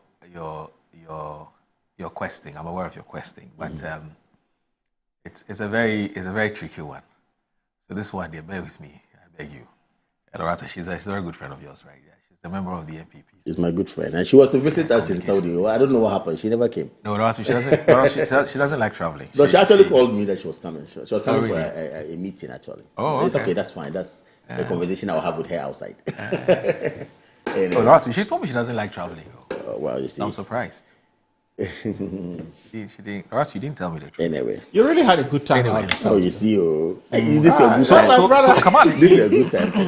This is a good time. You had a good time in Saudi. I can see. The two of you having a proper dig at each other. I've always accepted that. Maybe it is grace. President Mama should take you back. And it is grace. Oh no, that's fine. He's a brother, but no. I will say thank you to him. But aren't you a Ghanaian? No, I'm a Ghanaian. But you have an expertise. I am a Ghanaian. Skills. You can contribute to the national development of this country. I am too MPP to share an ideology with him. Why? No, that's one day. That's me. Okay. That's one. As a matter of principle. Yes, I believe in my property owning democracy ideology, which is the New Patriotic Party. Property owning. Yes, property owning democracy. That's the meaning. I'm not saying I should go stealing properties. That's not. Khalid, what's wrong with owning property? No, I'm not saying it's wrong. Have I said something is wrong? I'm just emphasizing what my brother said. Okay. So you don't have a problem with that. That he says. I haven't said. We will continue firing salvos to we believe in an egalitarian society. Yeah, probity and accountability. One of these days we'll have a whole conversation about ideology. Yeah, that'll be interesting. Very important. Do they even have any? Of course we do. We're social democrats. But not even having an ideology in itself is an ideology. Look, that's why due process. He said they are social democrats. When you look at all the pro-poor policies, which are socialist oriented in this democratic dispensation from 92 till date, it is rather the party they feel are capital mongers who have brought about. My friend, don't take it. No, it's true. Kamali, all the pro-poor, all, and I can say this without any equivocation. You know, this conversation is not new. And if we start, let's make progress. We'll have a whole conversation. One of these holidays, we'll beg Annie so that we'll dedicate that holiday program to ideology. Yes, we'll look for one of these holidays. It's a very, very interesting conversation. Yeah. So there's a gentleman who's position is shaky now. Why? Which one? As a director of communication. No, but when they go to Congress, would you still so when they go to Congress, they won't appoint on the new leadership. They don't appoint him. I don't know. Unless you pitch contesting for another position, that will see me somewhere else. So forget about it. I mean, he has a lot to show when it comes to his contribution to the party. Yes. We talked about it. He has a lot to show. Riyadh didn't help him. So he dragged his feet before going to Riyadh. So I'm more a party person. There's a viewer who has sent us a message regarding the earlier conversation we're having. He's a very, very good friend of mine, but I won't mention his full name because of where he works. But he's called Jimmy. Jimmy says he lives in Osu. He says, my brother, my house is where 3 branches of the NDC holds its meeting. And I have been holding meetings since 2015 till date. No one pays for the electricity consumption during the meetings till date. And my members now are asking questions why. They are getting angered by some of the decisions that have been taken by the party. You talked about managing emotions, perceptions, emotions and things. But sometimes I get a feeling the party goes to sleep once it's in government. No, look, I remember. I mean, what's happening to engagement? In Osu, I don't know if that's Jimmy's house. Yes. But I was driving, he lives in Labadi, but he does his meetings. That's right, Nyaniba Estate. Yes. I was driving and then I saw people, right, who sat by a gate, and I realized there was a meeting they were having. So, I stopped and then walked up to them and went like, okay, yeah, hello, I'm a party person. Okay. Yeah, what's happening here? They said, oh, we are having our monthly meetings, but our chairman is inside. Let us call him. They called the chairman. We all said hello, and they were like, the fact that I even stopped to say hello was enough. Yeah. Right. So I think that there's more we can do as appointees. There's more we can do as party. That we don't go to sleep. And I'm sure several of my colleagues are doing similar things across the length and breadth of the country. And some just don't care. Yeah, well, I mean, some don't care. Some don't care. And I think the political parties must have a mechanism. To monitor the attitude of appointees, not even in terms of their deliverables. No, but you see, the interesting thing is, I think, like for example, the MPP. I was shocked when Kennedy had to come to their aid financially to pay electricity bills, among other issues, just few months after leaving office. So I'm not blaming you. No, I'm just saying. No, why were you shocked? Oh, what we're saying, they should be. He's talking there's about a problem mechanism. with your position. Why were you no, shocked? he's saying Are that. political parties selling anything like tomatoes? No, but you just said promoting democracy. From political parties are not, they are non-profit making organizations. What, you don't pay dues? So you don't even tell me. No, you don't pay dues. If they pay, that's another matter. So can I land? But dues, no contribution. No, can I so land? what he has done is also special contribution, special dues. Oh, okay. So what's wrong with that? Well, so why are you shocked? That's the question. So it means that the 20 million headquarters you built at Abraka when you were in power, it means the money should be investigated. So we couldn't contribute. We couldn't contribute to build the headquarters. I wasn't shocked. I wasn't shocked because I thought you could have contributed to build it. But you are shocked. You have been given money. One individual. That we should have made money somewhere. No, not made money. Come on, his point is what has changed. Yeah, what has changed? He had never heard. You have never heard. So why was Kennedy not doing that? So why was Kennedy not doing that? We are aware of a political party being a public entity which is non-profit making organization which is based. So how were you footing the bills in the last 8 years? Of course, on our contributions, just like he has contributed, others have contributed. So we never heard of those contributions, but we just heard some choose to announce, some choose not to announce. Okay, can you announce another one in the last 8 years? I can tell you. Look, and let me tell you this: before even Kennedy did that, His Excellency Dr. Mahmoud Bawumia had contributed immensely also towards Yes, I'm aware. He's also done that. I'm aware. You understand? Not he, and what business? So what business was he doing? Has done same. And what business was he doing to contribute that? I'm saying that. So and what business was a sitting vice president doing to make that contribution? Everybody does that. I asked a simple question. So what business was a sitting vice president doing to make that enormous contribution you're referring to? Any figure? I only told it why. But you said enormous. What business was I doing? Kamal didn't contribute. What business? No, you're saying. Find out from the treasurer of the party. I also contribute. You emphasized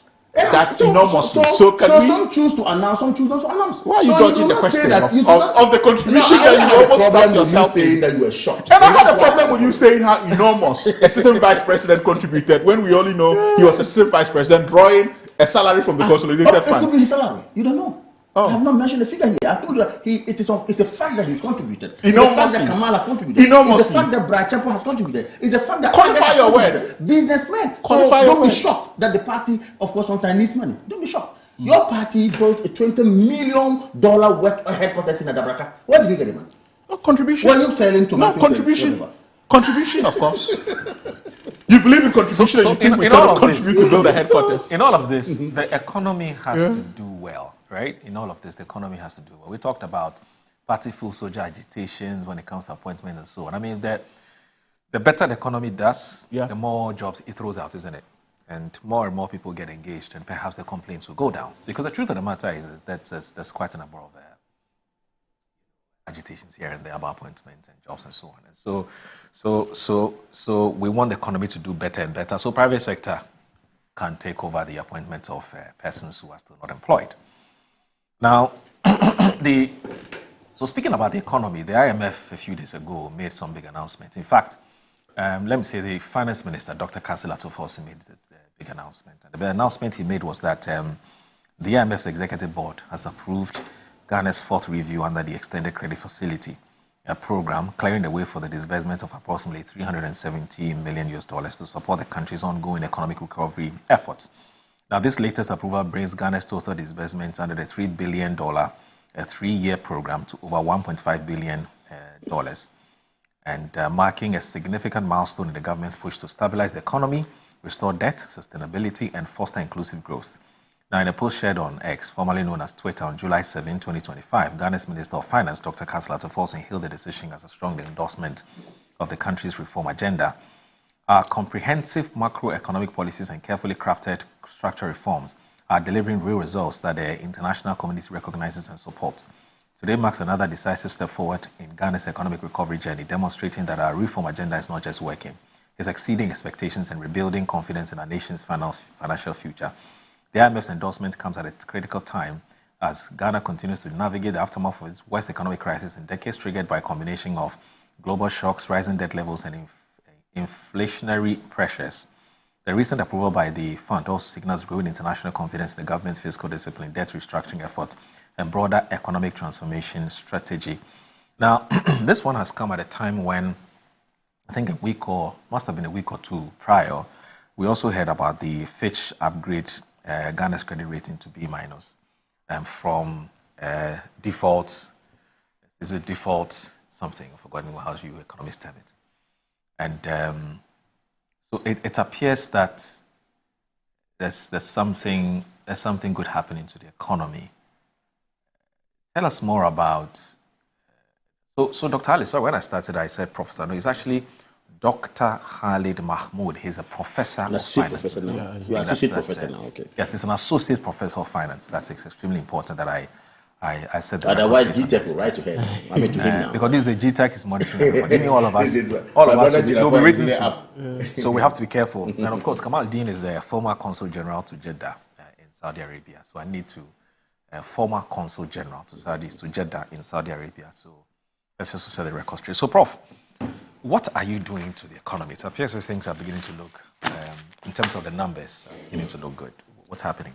Well, I mean, the point is, if you look at it, several issues have happened. I've always said that the Honorable Dr. Atuforsen, right, started committing to this economy right from the day of his vetting, where he started to send the signals that he was committed to doing the right thing as far as economic stability is concerned.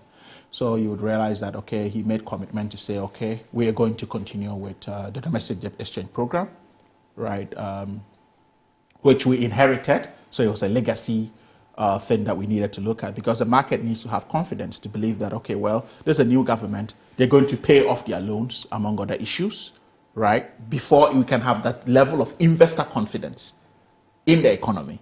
Then we talk about IMF programs, among other issues, In the disbursement, we've just had the fourth review, among other issues coming up. There were times, a few years ago, like a year or two ago, we're struggling to access that because we're not meeting certain conditionalities. But for us to have that rapid agreement go through tells you that there's a certain level of confidence in the economy. Now, the currency stability has always been a big issue. We talk about gold board. Yes, I know prior to the gold board, there was gold for oil program, among other issues. But now we have legislated a government entity, right, which is clad in the corporate persona of the gold board. It has a board, right, a functioning board. It has a CEO, and it is being created by law. So what it tells us is that there's more confidence in it. Any investor looking at this entity, as far as gold trading is concerned, knows. And you know that gold plays an integral role, because you look at the instrument that the central bank is activating to actually have gold-backed currency reserves. And if you look at the numbers in terms of purchases and transactions that have gone, just not through bullion, but through Forex as well, that has been very significant in actually backing this. And I'm sure we are all smiling, even though I have friends who earn Forex as a salary. And they tell me, look, Sharif, I've had a 30% haircut. I said, well, you were enjoying it a few years ago, and you had a big bonanza in the last 4 to 6 years of it. So if you look at it from this perspective, yes, it's happening. So it's the sustainability of it that we are looking at now. So because we inherited a very overheated economy, and we needed to have these stability levers in place. So you had, and I always say this, most often than not in any functional government within an emerging market, such as ours, you have the central bank governor always at loggerheads with either the executive arm of government or the national treasury, which is the finance ministry. But this time around, you see them all singing from the same hymn book, coordinating efforts, okay? Trying as much as they can to get this done rightly. Right. So what it tells you is that the government has actually, and the goodwill, when we came in, again, the sinking fund was dissipated. We reactivated the sinking fund. Right. So all of these are prudent measures being put in place. We came at a time there was not even financial headroom to do any lending or borrowing or whatsoever within the markets. Today, the market is coming back at us. There was a time we couldn't syndicate cocoa loans. Right. And the syndication of cocoa loans was the easiest to be done. Nobody cracked a sweat to do it. So we are in the stability phase of the government, right? We need to, because an economy needs to cool off before it can make a turning. We haven't cooled off yet. So we are pushing towards the cooling off effect of the economy. And that's where we are having all of this. Again, internal control, as anyone would know, basic, right? Economics or management accounting 101, because you need to have prudent management control to have stability. And President Mahama, in his own wisdom, has actually instituted this, a lean government, cost-cutting measures, among other issues. So a lot has gone into this, right? And you would see that the budget that we saw in March was what I call a stability budget, right? It comes in because in the wake of an overheated economy and given where we were as a country, it now comes in to give some kind of respite and stability. So it allows for, and the progress is being felt, right? Even consumers are feeling it, right? Business people are cutting down cost to say, okay, well, in solidarity with the goodwill of the government in terms of managing the economy, we would make responses to this. Even though we have an economy where we don't have price mechanisms, you have Passion Air, reducing cost, right? You have other agencies at the pump. Cost is being reduced as fuel across board. So what it tells you invariably is that this is a government that is focused on stabilizing an economy, on cooling off the overheated economy we inherited to allow us to really turn the corner that we never turned. So we're getting there with all of this. So if you say nothing has been done, then I'm quite surprised. So I always ask, what single policy is it that many want to ask? To tell us that, okay, well, do A, B, C, D, and this is what it is. So, but I've given you enormous issues that have come into place. And you could see the trading dashboard is showing a lot as far as gold board is concerned. Right. Now, before you come in, I think quite clearly you're sticking very closely to a certain fiscal program. Yes. And this fiscal program is supposed to, at the end of the day, achieve what you call fiscal consolidation.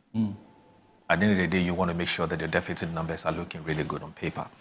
But you also have a real economy to deliver. You have roads to build, you have schools to build, you have all kinds of things. I mean, because at the end of the day, it's a political economy that you ought to respond to. How are you able to, on one hand, go strictly according to this fiscal program, but then on the other hand, also make sure that you're delivering, because this fiscal programs is only a means to a certain end, isn't it? Okay, so how are you ensuring that the numbers are looking good on paper, but then the people are feeling exactly what we're doing, because how are you managing that? No, the point is, because you have to have, we had a manifesto. And the reason why I'm asking this, today in fact, it was an announcement that was made yesterday, where I think it was the president who announced it first, and then the roads minister subsequently did a press conference about the 4 billion CDs, which have now been reduced to road contractors, which I think it's woefully inadequate, isn't it? Yes. Given the huge amounts of debts that have been left at the road ministry. So how are you? No, but that's what I'm saying. This is where you have a good balancing act. Right? We are paying our external debtors through the domestic debt exchange program. Remember, in this country, that blue chip investments, such as pensions, were even touched. True. Where you had pensioners picketing at the precincts of the finance ministry. So if you have all of this, you are surrounded by an ocean of debt. You have to see how you could manage it prudently, right? So domestic, external. We engage the parish club, among other people. You would realize that when we talk about downgrade and upgrades of ratings agencies, we don't do it ourselves, right? So there's much confidence in what we're doing as a program, both domestic. And when you have a B minus in Fitch terms, what it tells you is that you're able to shoulder X, debts, and when the time comes, you'll be able to pay, you will not default. And that reopens the market to an extent. So we are not saying we are there. Fitch is saying that based on what you're doing prudently, this is what I give you. From a junk status to where we are in 6 months, that tells you that something tremendous is happening. If we had not touched the issue of, I wish we could have given more to the road contractors locally, right? But given the situation and the stability measures we are taking, trying to meet all the stakeholder demands around us, both domestic, external, among other issues, we are getting it to trickle down. And that's exactly what we're doing to have this balancing issue. Because I always believe that when you pay the contractor, you've paid the painter, you've paid the mason, you've paid the carpenter, you've paid all artisans, the steel bender. So that trickled down to the economy. So I'm happy that some disbursement has been made in that light. Sooner or later, we're going to have the mid-year review. And possibly something again would go out to these people whilst we try to. Hopefully, inshallah, next year we're going to have the end of the IMF program. And what we're doing now is to really have a real domestic program. So we're working alongside creating our own domestic measures whilst also, trying to meet the needs of the IMF program and end it prudently. Do you have? Well, let me put it this way. Do you know why it's had to take us almost 7 months before giving road contractors some money for them to go back to site. Do you know why? No, when you say do you know why, that's a very... No, because I mean, what if you had information asked do you this have? question, if you had asked this question probably in our third or fourth year as a government, I may have a different answer. We've just taken over 6 months old government, right, with huge debt, mountainous debt to deal with. So it tells you that a lot of issues have to, go in place. We're paying debts, as I said, domestic. If you look at the domestic debt exchange program, the banking cleanup, among other issues, it's massive issues that we need to look at, right? So I'm not saying, paying contractors 7 months is a good thing or we've done something worthwhile, but we're pleading that, we inherited of a heated economy. We're trying for the economy to cool off. I know that something has gone in, but what I say is we have a mid-year review budget coming soon, and knowing the finance minister for who he is and the president for who both are, as I always touted as the Mahama Opoku Ajimon forcing economy, we are trying as much as possible to, meet these demands of stakeholders and have stability in the first year. So when you see the second year's budget, you'd see how it is aimed at buoying the economy. But even at this, we have big ticket items like the 24-hour economy, the Women's Development Bank, and the big push.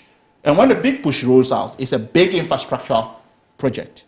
So these items are always called mega ministries, depending on what they can do as far as the economy issues are concerned and creating pipelines of investments and progress within the economy. So there's a lot more happening. And the goodwill in and of itself, based on what the government is doing, is the marking scheme that's reflecting internationally. In terms of our image economically and much. Investors are beginning to have confidence, right? They are moving back to the market. When they start to spend within the market, you would see the results. We're making discoveries as far as oil and gas again is concerned.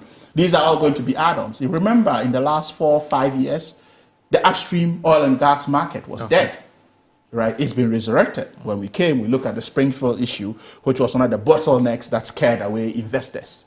We relooked at it, right? Gave it a human face, unlocked it, and we're beginning to attract new investment to the upstream petroleum sector again. So I'm happy to see all of this happen. You saw the announcement by the Energy Ministry as far as the new discoveries of the wells in the upstream sector is concerned. So the economy is taking back its shape as far as stability is concerned. Once we pass the saturated stability mark, you're going to have real confidence coming through. And just two, I'll bring you in. And just 2 quick questions. Yeah.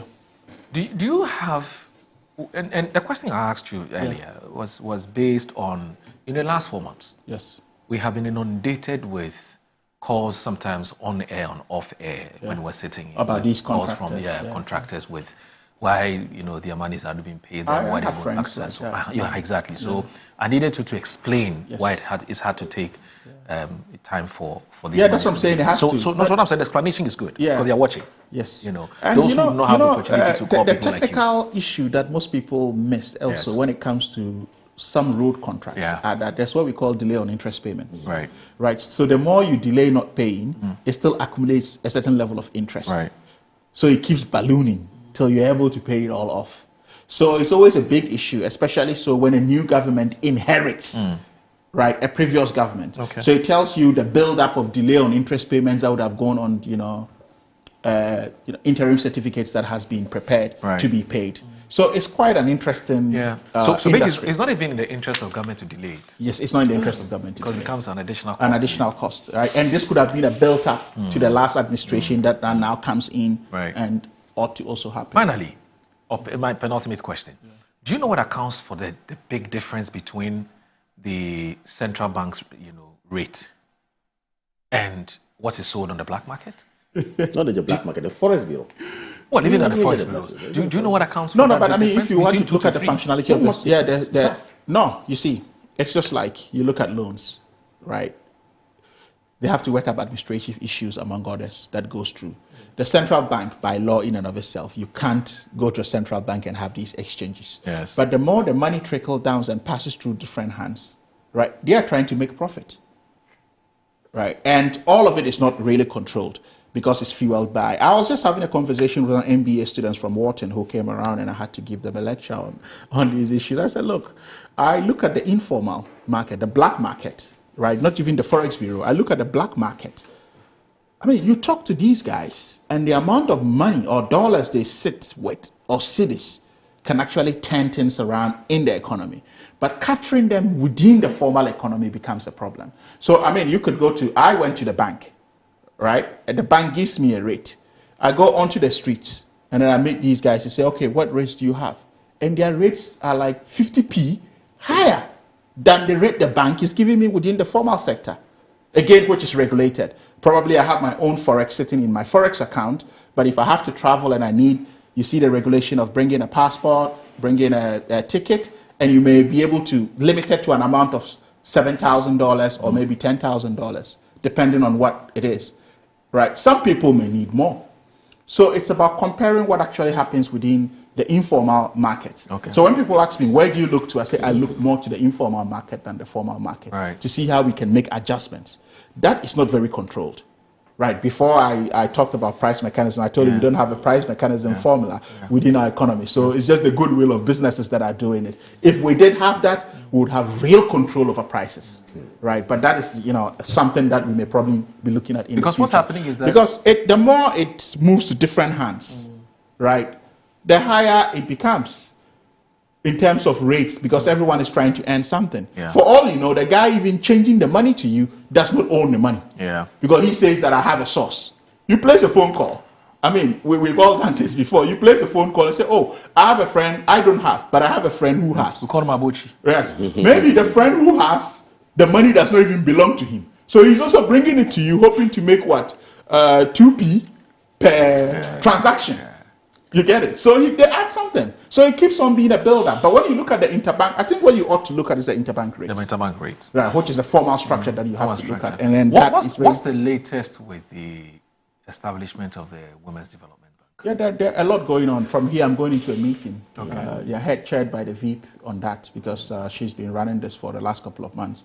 You know, a working group has been put together, met different stakeholders from the AG's department to all the way to the central bank, the finance ministry, you know, the solicitor general, because there are legal issues. Will those banks to be 24 hours? Is it part of the 24-hour economy, the Women's Development Bank? Is it well, now we are producing, or we are meant to establish a Women's Development Bank. Once that is established, and there's a determination whether we go 24-hour economy or not. But it's as a standalone, we are having a Women's Development Bank. Right. With 15 million Ghana cedis seed capital. No, but that's not seed capital. Don't. For preparatory works. Well, it is, yes, for preparatory works, but that's not seed capital. They say, okay, this is money allocated to it. But you all know how banks are being formed, and 50 million cannot, you know, form a bank as far as capitalization and among other issues. I like your honesty. Yeah, I'm concerned. So what is happening is that this is preparatory work ongoing. This allocation that has been made. So tea, drinking, no, nobody drinks tea, trust me. No. I mean, come on. No, nobody drinks tea. We're doing leg work, actually, and the engagements. You could see sacrificial works being done. Let's not downplay the blood, sweat. Let's not downplay the... I'm not downplaying No, I'm saying let's not downplay the blood, sweat, and tears of people who have volunteered their expertise to do work, to drinking tea and biscuits. Right? So it is what it is. So what timelines are you working with?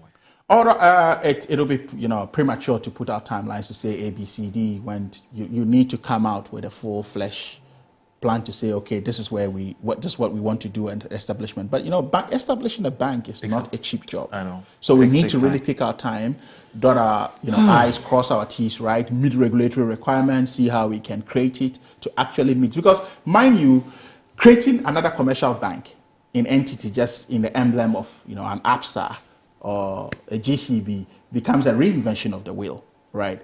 We are looking at the base of the pyramid and seeing how the unbanked in women, or, you know, financial inclusion terms, could be activated in making these linkages to actually have real empowerment, where you're going to have, you know, support programs sitting within the bank that helps women. You know, how do you run your petty accounts? You know, how do you disburse your loan facility, among other issues? So these are all things that in the kind of innovation that could come around it to have the real penetration, so that somebody in Zazuk can really have real access to it. You know, we all think about the issues of going to a banking hall with all these glazing that scares some people away. How are we going to make it very friendly to the average market woman who can walk in and say, look, you know, I've just sold my tomatoes or onions. What's the financing model? Is it going to be a strictly GOG funded, or is you're looking at going externally to borrow to fund it?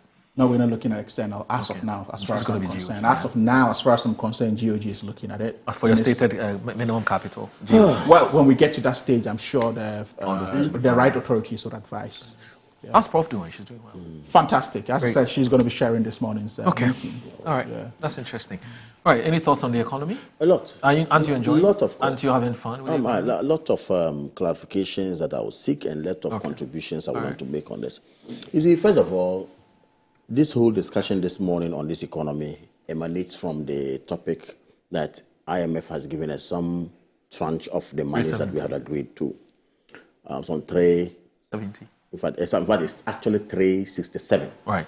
After, and we now left with the last tranche of, money that we'll be receiving from IMF.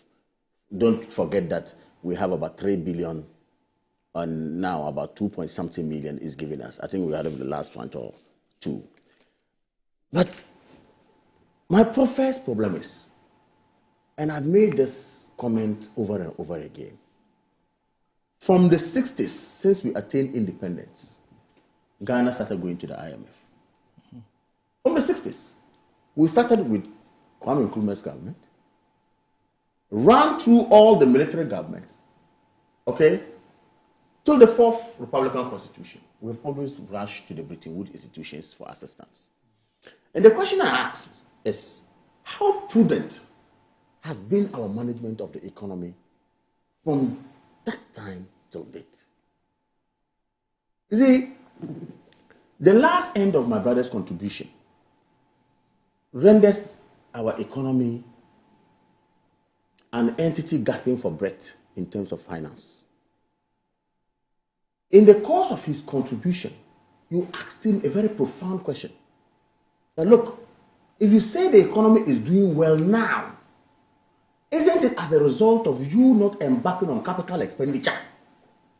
And you gave example of the road ministry and how much has been injected to go there. That is a good one. I am told that the debt to pay a loan for contracts to end or to finish is around 21 billion for the whole sector. It will peanut to give them 4 billion out of 21 billion. It's peanut. And I have no wonder the road minister says that as like Oliver Twist, they're still asking for more. It means that the finance minister is actually inundated with calls from all agencies and ministries, also looking for monies to operationalize. You see, that is why I always refer to your interview with Setepe, when he says, look, let's tread cautiously. Let's not seek to ejaculate faster. Because it's early in the morning, but this has nothing to do with conjugal matters. I'm just talking about, economic ejaculation. Let's not seek to ejaculate faster. You've just returned from Riyadh, my brother. Close to matter. This is not conjugal matters. I'm talking about economic masturbation. Yeah, but I'm just giving you let's not a warning. metaphorically pre-ejaculate. Engage in premature ejaculation. Okay, that's okay. That's the point. Let's metaphorically. The words of metaphorically. Wherever he is, good morning. There are a lot of economic terms you could I am have used. saying that Setepe cautions. I am an advisor to you. Let's not jubilate so fast. Let's not say we are doing so well. It's early days yet. But Professor disagrees with him. My associate professor here disagrees with him. He says we are doing well. We inherited a heated economy. That's how you describe it. Heated economy. It was not heated. No, you said you did. Oh, please. You see, I was very quiet just to listen to your lectures.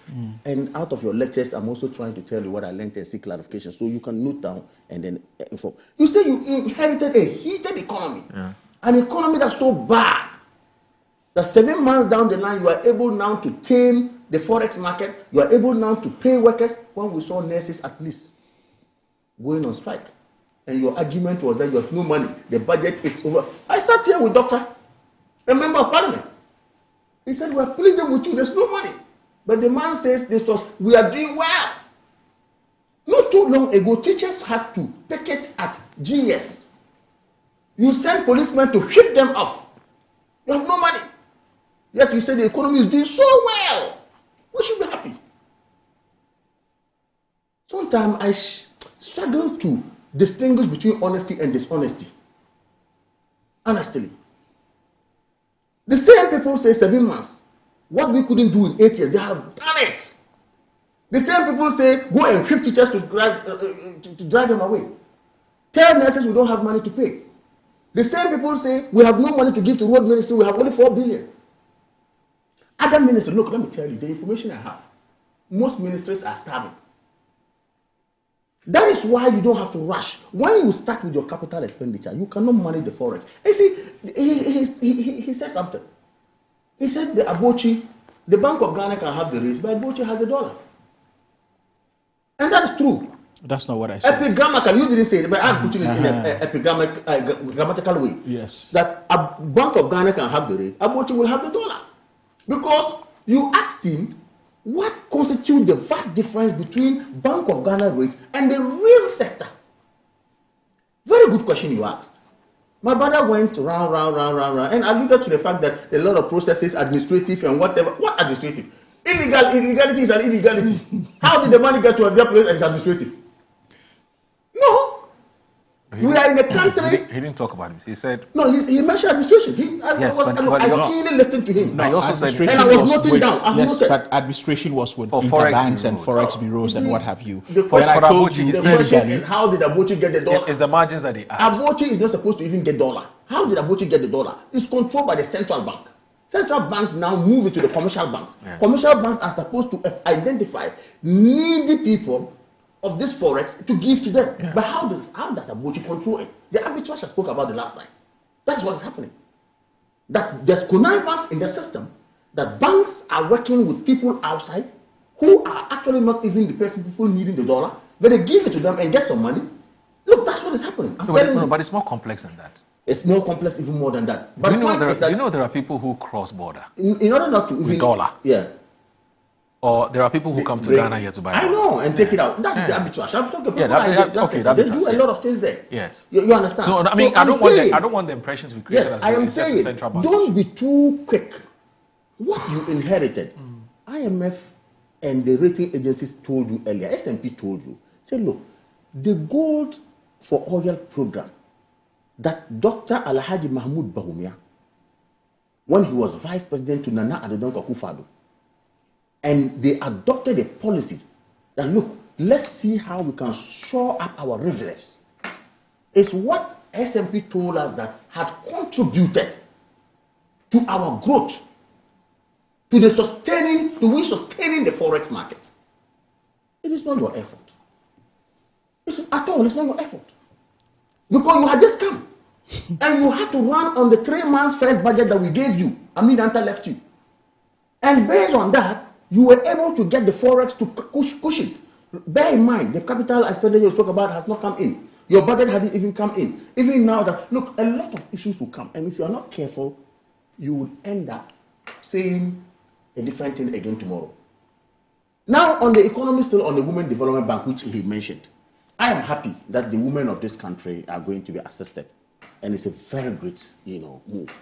Because if you look at the poverty rate on the ground and how our mothers suffer, I was taken care of by a very poor woman who had to sell cocoa and kose to take care of me to school. My mother. She's very old now. Okay? So I can appreciate how we, from the poor background, really suffer to get to where we are. You get what I mean? So if a government says, look, we have a policy that is going to be tailored towards developing women, I could not have agreed more with them. Okay. However, it's problematic. That is why I asked him, whether 50 million Ghana cedis that you had earmarked in your budget for such a very important and lofty policy was enough. I like Prof's honesty. He said, look, my brother, this is not at all. This cannot establish a bank. What for? He said for preparatory moves. That's why I sarcastically said, or was it for drinking tea and, coffee? You remember when Jufwa and Co came first, and that time was a drunk tea for about 1.3 billion. That's why I was asking, some of these things, sometimes you are basis. That's why you ask. So I was asking to find out what the preparatory. No, I'm just trying to. What have I done? You are mentioning my name. So you see, I like it is a good one. I'm just giving you fun. It is a good one, but you see, I would have suggested to my brother, he's here, he's an economic advisor. Yes. We have NIB, I noted this here, we have NIB, we have CBG. On a serious note, yes. And other commercial banks. I thought instead of having a full-blown bank, that will be dotted around the country with expenses. We could identify one commercial bank like, say, NIB, which we thought was struggling and not doing well. Then inject capital into NIB. Then, of course, say that, look, this is a policy reason why we are injecting capital into you to find your feet. Then you would have a product that will be monitored from the Vice President Office, economic, whatever, or whatever, from the Presidential Office, President Office, and you, they will see how our women can access financing. Instead of having a full-blown bank, in my view. You understand? Why are you putting the cart before the horse? I am saying, no, oh, please, I have just suggested something. I mean, you have written in your this thing that you want to set up a bank. In your manifesto, you didn't say, I'm not setting the cart before the horse. He's not convinced. You need a new bank to you do don't need, I'm not convinced. Wait till we establish it. We need a route. You could identify a route, a conduit, like NIB, like CBG. If CBG is doing well, fine, forget it. NIB is not doing too well. My good brother, who is the NIB managing director?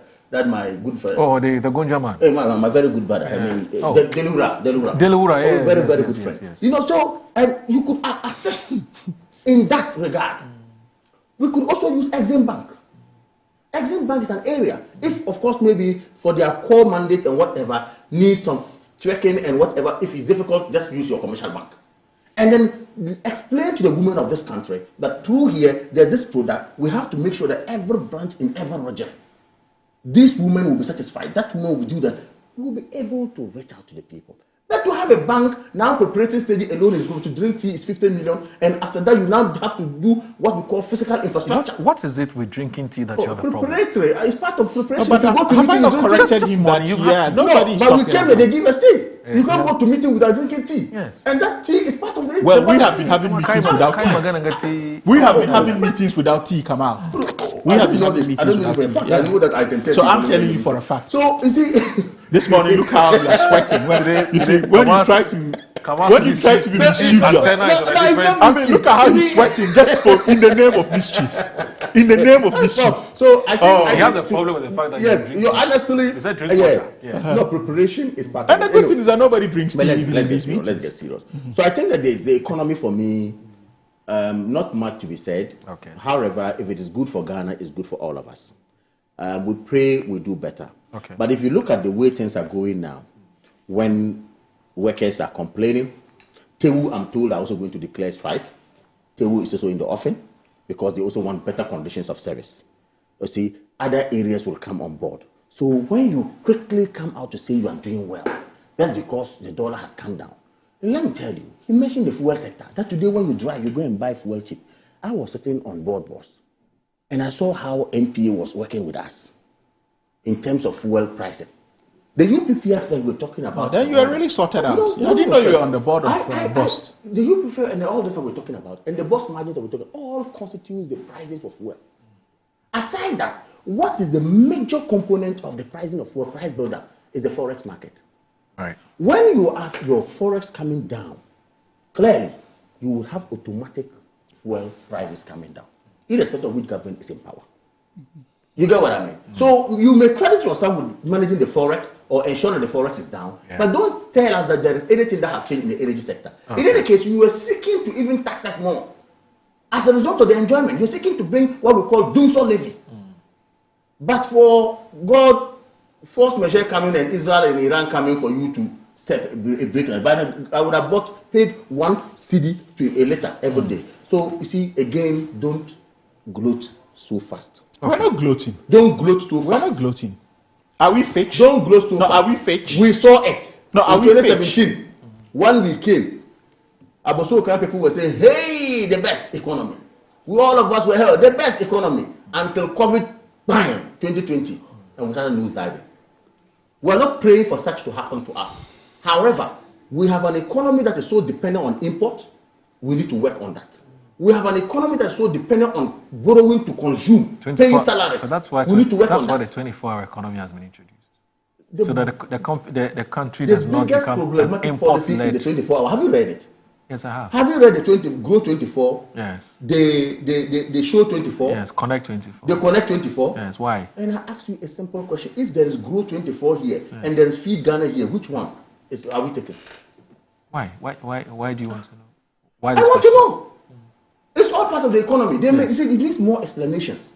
My point is that they are talking about, I'm happy my brother said he will help us. If you say there's one thing we call Grow 24, which is tailored towards agric. Yes. We have a game where we had planting for food and jobs.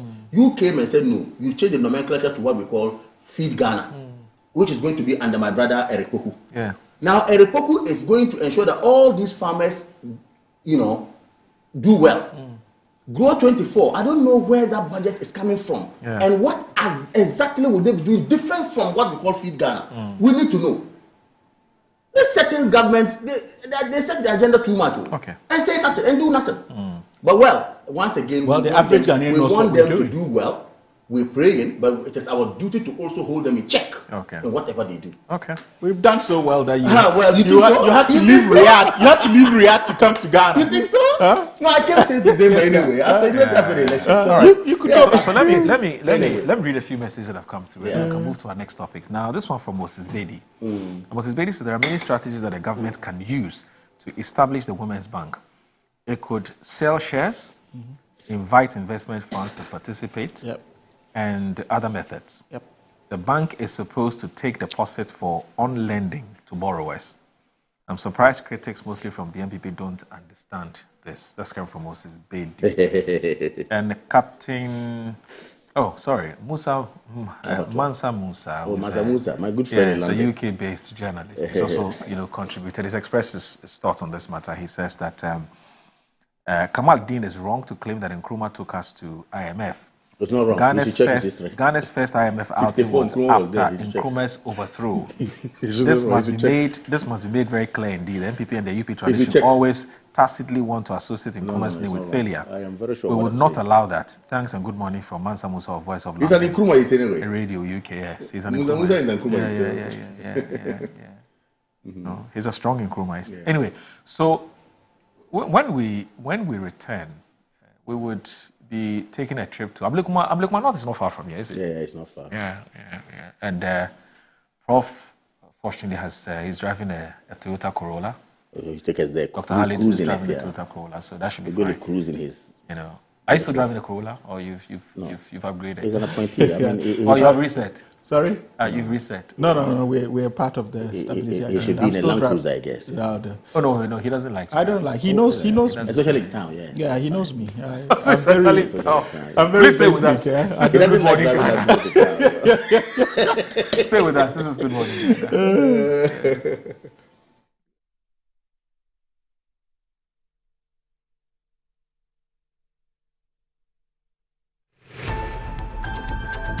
Here at Mycom JA Limited to show you the Promethean Active Panel, the ultimate tool for corporate institutions, hospitals, schools, and your home. With its crystal clear 4K display and an unbreakable screen with an ultra responsive touch technology. This isn't just a screen, it's a game changer. For corporate institutions and in schools, this active panel can be used for Zoom meetings and PowerPoint presentation. And your homes are not left behind. You can use it to watch all your favorite programs by just connecting to a Fire Stick, and you can get access to channels like Netflix and Amazon, and voila, you are in there. At Mycom JA Limited, we provide you with the best quality products from the United States of America with 1-year warranty. You can get an MGL Logistics and Supply is your trusted partner, providing seamless solutions for all your procurement needs. From sourcing products to managing imports and exports, we ensure smooth and efficient transactions every step of the way. Whether you require goods from across the globe or need assistance in exporting your products to international markets, we got you covered. General trading is at the heart of our expertise. We specialize in a wide range of products, catering to various industries and markets. As a trusted dealership in building materials, we provide high-quality products that meet the demands of our construction projects. Additionally, we act as manufacturers' representatives, connecting producers with distributors. Our expertise in logistics is the backbone of our operations. We plan and execute transportation and delivery of goods, ensuring they reach their destination on time and in optimal condition. MGO Logistics and Supply, guaranteed satisfaction.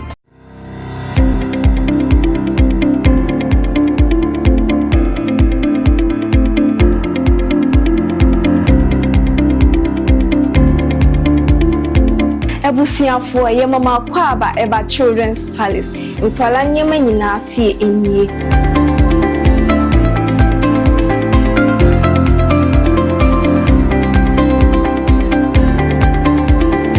Yonkwala ntade mani mema nyina ntare nyina wase. Yonkwala shoes, yonkwala duane, yonkwala wipes, yonkwala diapers, yonkwala toys, baby coat. In fact, bibia opama o manyina obenye biwa ase.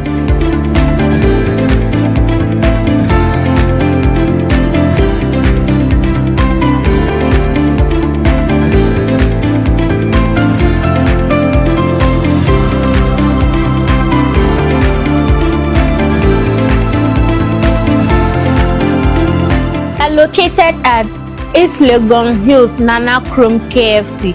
Contact us on 059 6377 172. Children's Palace. Happy children, happy fashion. See you soon. Bye bye.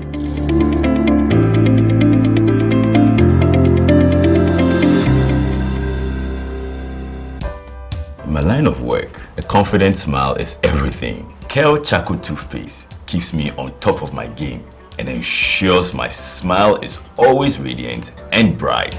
With the tiring nature of my job, we spend several hours under the scorching sun. To keep our teeth white and our breath fresh all the time, we use none other than Kale Charcoal Toothpaste. Kale Charcoal Toothpaste. You're on a Kessie and in a kit one. Samayo Kendini, who be here, Semetra Sapapadia to Amame Manfo, Kale Charcoal's natural ingredients, and a bomb is several buying, a man is swing, Nesanso Mama Hotoso, a will beg you. Kale Charcoal Toothpaste. Choose Kale Charcoal Toothpaste for anti-cavity, whiter teeth, and fresher breath all day. Available in 80 gram and 150 gram. Grab yours today. Kale. Happy smile. This advert is FDA approved. Tucked between the vibrant energy of Accra and the scenic charm of the Kwabena Hills, our gated community offers the perfect blend of tranquility and accessibility. Welcome to Rehoboth Knightsbridge, where nature meets opportunity. Secure your future with fully serviced plots with well-tarred roads, reliable drainage systems, electricity and water. Build your dream home in a community that cares for your well-being and safety. Indulge in premium amenities that redefine luxury living: a swimming pool, tennis court, basketball court, sauna and steam in the iconic shopping mall, all within reach. It's more than just a space. It's your sanctuary in the city. Wake up to mountain views, take a jog under palm-lined paths, and experience the perfect balance of city access and natural beauty, starting at just 450,000 cedis with flexible payment plans. Visit www.rehobothpropertiesgh.com or call or WhatsApp 024-476-4499 or 020-495-0810. Rehoboth Properties, quality housing for all.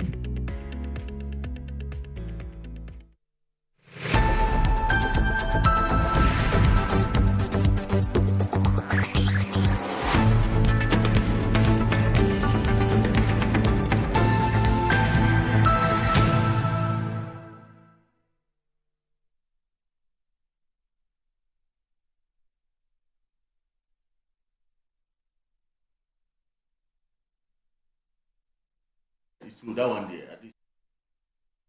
Okay. The kinds of things that happens off air, you don't want to hear. Oh, no, believe me, you don't want to hear. When I saw the commentary, I was like, no, we're on air now. We're on air now.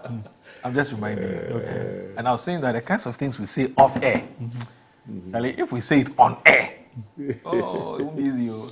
That's fine. Anyway, so we're taking a trip to Abluma North. There's a rerun. And MPP, you say lie, you won't participate. Yesterday, you had a news conference and said you don't want to be part of it. But at the same time, you're in court. In fact, the lady, something will say free. Free. Yes. She's the one who's taking the matter to court.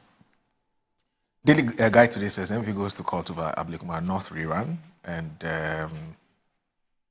The story is on page 6. Let's do this because Prof would have to leave at some point, so he would give his brief thoughts on this, I'm sure, and then we can move to some other topic before he takes leave. Kamal has brought the whole constitution to.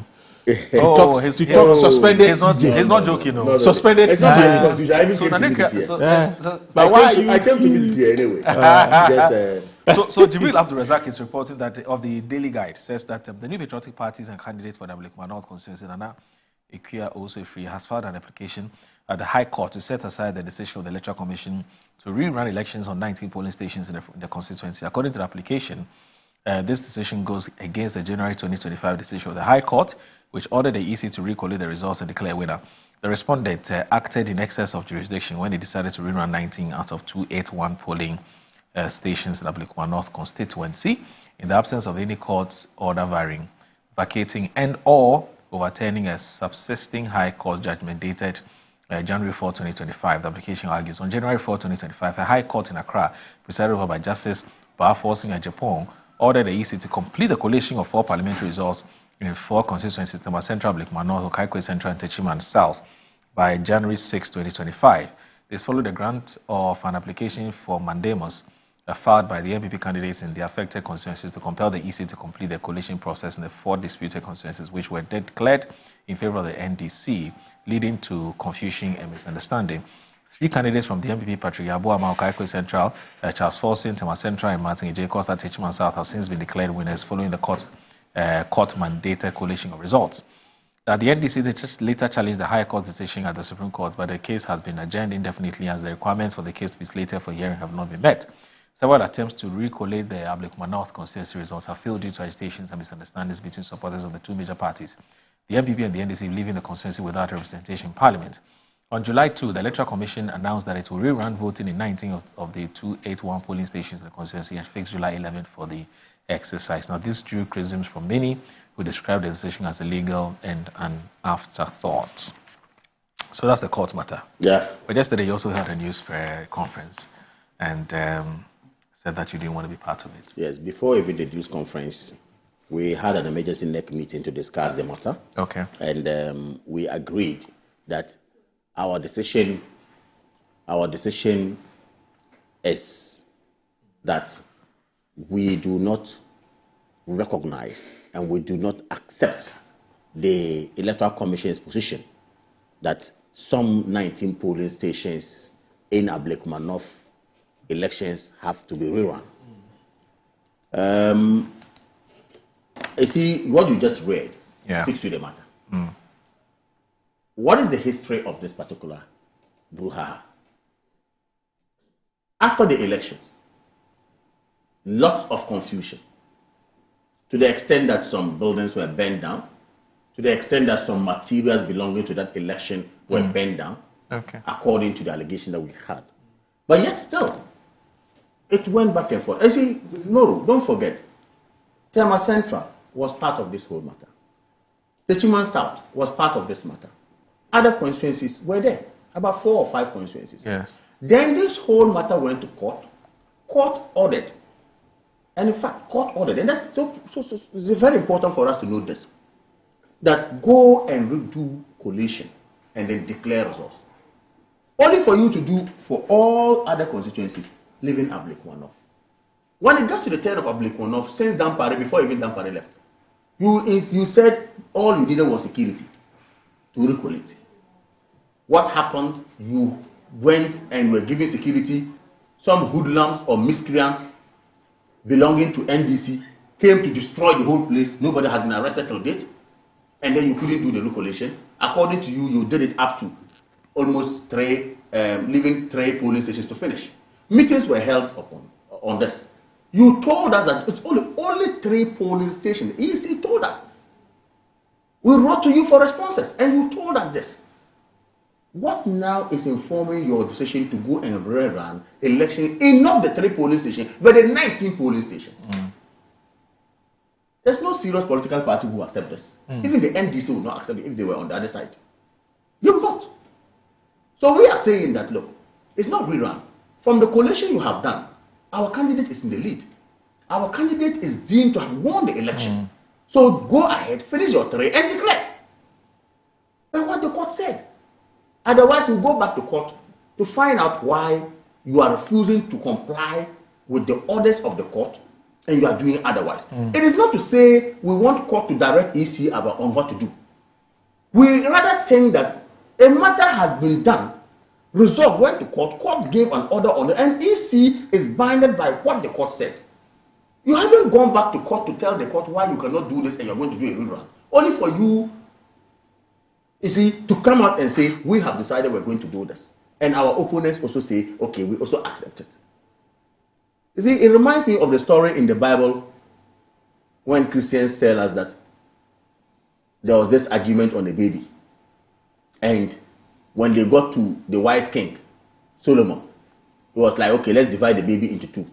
The one who was not for the baby was like, okay, go ahead and divide the baby, let me have half and you take half. Knowing very well that the baby will die. But the one who owns the baby said, no, if this is what you are going to do, then I accept, give the baby to him. That tells you that NPP knows what we are doing. NDC, knowing that they have lost it, they are calling for rerun. Let's go and sever the baby. If you cannot provide security as a government for collation to be done, you can provide security for police election to be done. Come on, let's get serious. We are saying that, look, the democracy we are building, that is why, this morning I'm sad. My brother Ernest Kumi, may he rest in peace. He sat on Friday on one of the TV stations here, was it Adum TV or so, and he made a comment. He said, NDC, what at all do you want? You have over 180-something constituencies in parliament. Majority. So with mine, Akotia and Abluma North, okay, left to me, what we even did in 92, let's give all to them and leave parliament and go home. This was the comment the man made before he passed. How sad. Must politics get to this level? Why? You doubt we can make decisions. And you have seen you. You've run to parliament, gold board, emergency, you've passed it. Nobody says it. You've run to parliament, D-levy, emergency, pass it because of numbers. But what again must you traumatize people when you know this is the truth? When we talk, you come and do ad hominem argument and insulting people instead of speaking to the facts. I think my brother said this as if he was a prophet. He saw this and left. Me. This is my position anyway. If there's going to be a by-election in Akotia, MPP should not follow the candidate. Give it to them. Okay. Left me. If there's going to be a by-election in Akotia, I will not advise my party. That's my position anyway. I know my party will have a position to take. Leave it. Don't follow the candidate in solidarity of this man. We have a future. Let them have the whole world. Let them have all the MPs. Why are you Let them. No, you see, I'm getting emotional. Because I lost a brother. I lost a friend. Yeah, which we all. And I know how painful it is. Yeah. You understand? And that is why I'm saying that sometimes it's needless. And look, it applies to all political parties, including my party. You know, sometimes we tell you, people go like, look, it's not all. Okay, you are gone. Everything is gone. Where's John Kuma? Assuming he had the whole world. He's in 6 feet. Me, the next second is not promised me. It's not promised Prof. It's not promised you. So when we're doing our politics, at least there should be some human face in it. At least. That's where I'll stop. You know, in. It's sad. Well, as I said, let me join the many around the length and breadth of the country and all divides of the political party who are mourning this illustrious MP, because I see he cuts across the divide. I will not pretend to have a personal relationship because I do not. I had a personal relationship. Yeah, I knew him from afar, right? But he does appear as a gentleman, and at that matter, I see pouring tributes from all sides of the political divide coming in for him. But death is a certainty in life, and it's a passage that we all would go through, be it as a member of parliament, as an academic, as a business person, whatsoever. I do understand where we're all coming from when there's a loss, especially when you are grieving, there's a lot of emotional issues and attachments to it. But a by-election ought to be held because given that the person was a sitting member of parliament, We are not coming to this with emotions, but due process needs to be followed. And I'm sure the EC would follow the constitutional mandated rule and parliamentary processes to see that. We're not asking anyone to boycott that election in the name of being emotional, but let's be part of the democratic process in actually having the good people of Akotia have real representation, a representation that they would believe in. Mind you, the Akotia seat, I wouldn't call it a swing seat, but given Baba Jamal, with the fight he's put up over the years and how he annexed it, still tells you that there is a potent NDC flavor within that seat. So I just hope that all parties out of the political divide would be a part of the process. And let's see, I mean, when you're going for a by-election that is one of grief, you are not in your political element as you always be, especially for an elected, or for that matter, a representative of that constituency, the deceased, who was seen as quite bipartisan in his relationship. But, well, people would say that we already have a minority, and you say, what do we want? But we already have a majority, and you are asking, what do we want? We want a clear-cut majority. When we had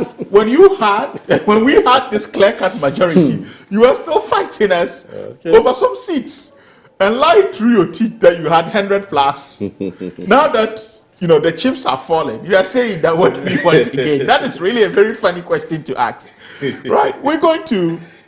When we went to time elections, what happened? You boycotted it, but we still went and we did that. When the MPP realizes at the point that they are not making headway, I think boycott is their respite to say that, oh, we didn't participate in this election. So it's a political strategy. We do appreciate that it is a political strategy. But I thought that you would have been using this to galvanize your base and to test the pulse of the party to see, okay, am I still popular in the Greater Accra region? Am I still popular in the Eastern region? Because these are interesting constituencies that can actually give real meaning to a political party's future. Not one is against the law. Right? Nothing. What is against? There's nothing against the law. The EC. The EC that you loved. The EC that you loved. What I'm saying, the EC that you loved so much few months ago. Now your general secretary is saying that the EC is biased. That tells you how fair we are. Right? How? That tells you how fair we are. And that tells you that, look, we stand by the law. What the law says, the court says go and do recollection. The court did not say go and do rerun. That's the order. That's the point. So go back to court. That's why we are going to court. Go back to court. That's exactly why we are going to court, my brother. But the that's EC, why our candidate is in court. The EC has a discretion to determine, based on the infractions, to say that, look, based on what has happened, looking at these ballots, we can't determine the fate of this election except we go for a rerun. And that's exactly what it's doing. How is it outside the scope of the law? Okay. Right? All right. How is it outside the scope of the law? If I were you, I would participate. Greater Accra Eastern Region are all key seats, for determining the fate and formidability of a political party. Yes. 6 months into opposition, I'd want to test the pulse to see. Yes. But if your strategy is to run away and not really test the pulse, we're not running or you've already done your polls, your context, we're not running away to realize that we'll not do well, then the strategy is saying we didn't participate. Sounded like Mama Yariga when he says, "What do you fear?" What do you fear? What are you afraid of? We don't fear. So I don't know what it is that. Well, let's see how it goes. But our decision is that we are not. All right. So let me just do this quickly, and then we can touch briefly on, and I'll start with you. We can touch briefly on. You're advising the MPP to go back to court. And they've done that. There's one other person who listened to your advice. Yes.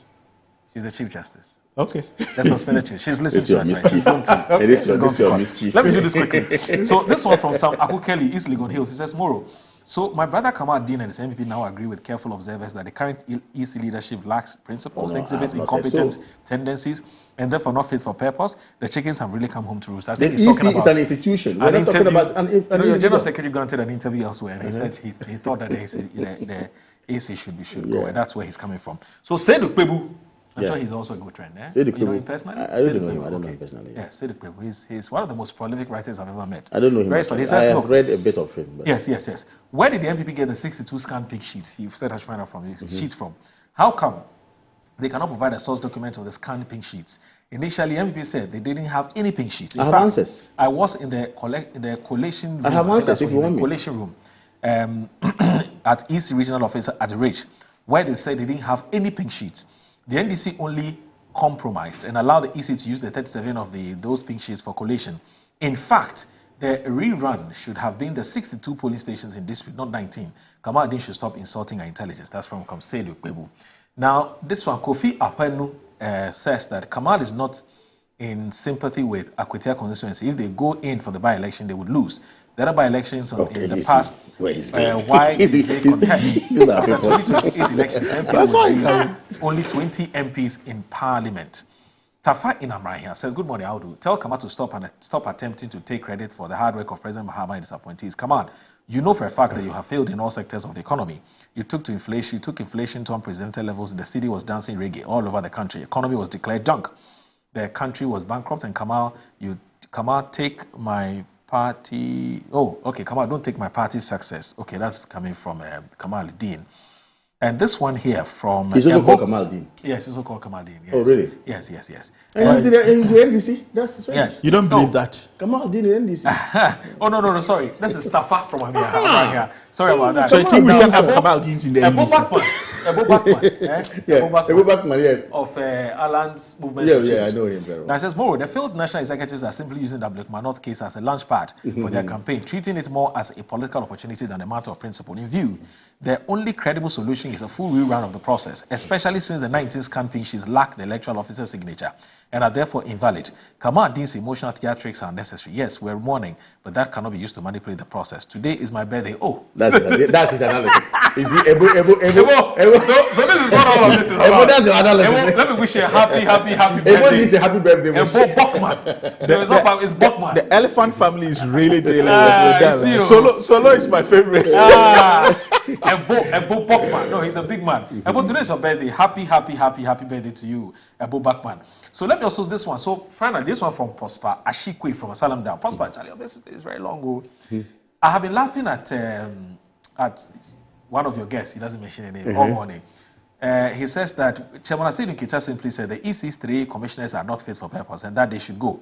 Dr. Janko's narratives. Oh, okay. So this was yesterday's. This was yesterday. I guess it's not. Okay. We didn't mention that. Oh, no. He's actually sent me a more updated one. He says, okay, good morning. Kamadi is an old friend, though. Charlie, tell him I said hello. Anyway, I have been laughing at my good brother Kamadi, a brother way back from Semis. Semis Parliament. Yes, of course. So there was Parliament in Semis. We sit together. We have our. It was you, Prosper Shikwe, Randy Abde, and a brother way back from Semis Parliament all morning. He and many of the communicators calls for the voice of conscience to talk. Anyway, utterly ridiculous and preposterous. Very, very weird. Well, Chamasidu Kita simply said the EC's 3 communications are not fit for purpose, and that they should go. Kamal, this narrative seems to communicate same. He's bashing them for the same reason. Chairman AN is calling for their heads. Where is the point of departure here? As for AN, as I said, it says, as for Yen Bobium posture, who cares? As in, you won't participate in the elections. This is the same EC they vehemently supported and sedately defended regardless of the clear violations, and the most disheartening part of all of this is when they deliberately plant a hardcore MP communicator to do their bidding there, and they say same EC can be threatened to change decisions. Oh, wow. How much having CSO spoken to these and they have ignored? What is the double standards for? How do you approbate and reprobate in this manner? Come on, please allow Ghana to work in peace under better government with a better president. Prosper Ashikwe sends that message. And Al-Hassan Bosa in Tema East constituency is a communications officer of the NDC. He said, good morning. One may wonder why the MP is running away from the Abluma North constituency rerun of the 19 polling stations. In one breath, ANC is a stronghold of the MPP. In another breath, the EC is incompetent. Today, the same MPP who was backing the AC are today crying foul. When the NDC was complaining about the EC, the MPP was telling the NDC to go to court. Today, what has changed? Or the MP is afraid what they did to the NDC in the Ayawaso by-election would be repeated.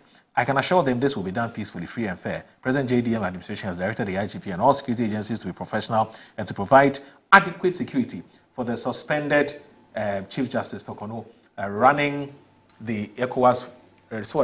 Okay. So it's for the second topic which we haven't dealt with. So that's the man. Well, Bachman. Yes, I know Ebo very well. Yeah, he said, he was like, okay, this is Angel. So Ebo Bachman. Today is his birthday. But one can age 9. Why do you want the as you celebrate this day? So I'll start with you, Kamal. Yes. I said Kamal, Dr. Khalid. Dr. Khalid has to leave us in 5 minutes, and so I'm sure he will just summarize this. Now, here's the thing. Tokono is in court. Story is on page 3. I'll just read a paragraph. Okay. And it says that Jibril Abdulrazak says, suspended Chief Justice Gary Tokonu has intensified the legal battle against her suspension, this time by filing a case at the ECOWAS Community Court in Abuja, Nigeria, against Ghana. The case marks a shift in the initial route taken by Justice Tokonu and her legal team, who have filed similar lawsuits at the Supreme Court and the High Court. Deputy Attorney General Dr. Justice Shamshai, in a Facebook post yesterday, confirmed the suit initiated against Ghana as the suspended Chief Justice takes further steps to reverse what she described as unlawful suspension and subsequent probe. I can confirm that the Chief Justice, her late Chief Justice Tokonu, has filed another court case, this time at the ECOWAS Community Court in Abuja, Nigeria, against the Republic. The Deputy AG continued that in the case which was filed on July 14, her late repeated the same allegations of human rights violations, which are currently pending determination before Supreme Court and also before a High Court in respect of the ongoing removal process. Chris, some brief thoughts. Did you see this coming? Yeah, well, I didn't see it coming. Okay. It's an extreme case. Okay. For a lawyer and a jurist, I'd add that, because for someone... She's not a lawyer, she's a judge. That's why I say a lawyer first and I added, right? So, of 30 plus years at the bar, and with how she's treating constitutional matters with entitlement, it really saddens me and it makes me wonder the kind of Chief Justice we actually had. Okay. Because for me, her behavior and attitude towards all of this is exposing cracks that we probably never saw before. Oh, really? Oh, yeah, because quite interesting. This is someone who claimed that Edu Lodge, where the issues were going on, a diplomatic home that had played host, okay, to diplomats all around the world, which was refurbished under Nana Addo, and is named after a Deputy General Secretary of the Commonwealth, a pioneering Deputy General Secretary of the Commonwealth in the person of Edu Lawson. Right? It's a home that was used to intimidate her. It's quite interesting. More so when you sit at a court with monuments of martyrs built that you overlooks the courts that you see every day before you go in, to sort of play out these kind of theatrics in very important constitutional procedures. It's quite unfortunate to have come from, the leading judge, for that matter, because you are Chief Justice or suspended.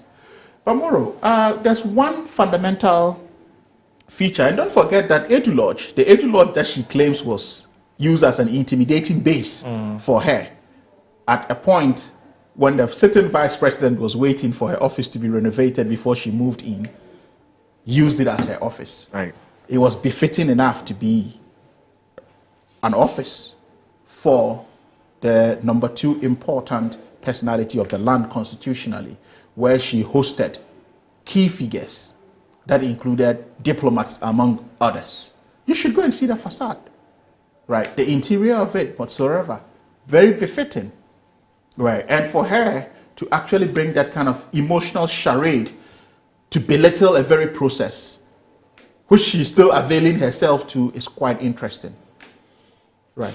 Then I asked myself, what is it at all that she wants in all of this process? This has not been acrimonious. It has been due constitutional process that has been. Was there not a petition? Was it not referred to the Council of State? Because the President, by default, had no objection to that and had now no room to wriggle because this is due process that was followed. Look, in other jurisdictions, they would have withdrawn her services off her. But she still moves around town with armed police officers. You mean nothing has in terms of the courtesies? In the courtesies. She still has her courtesies.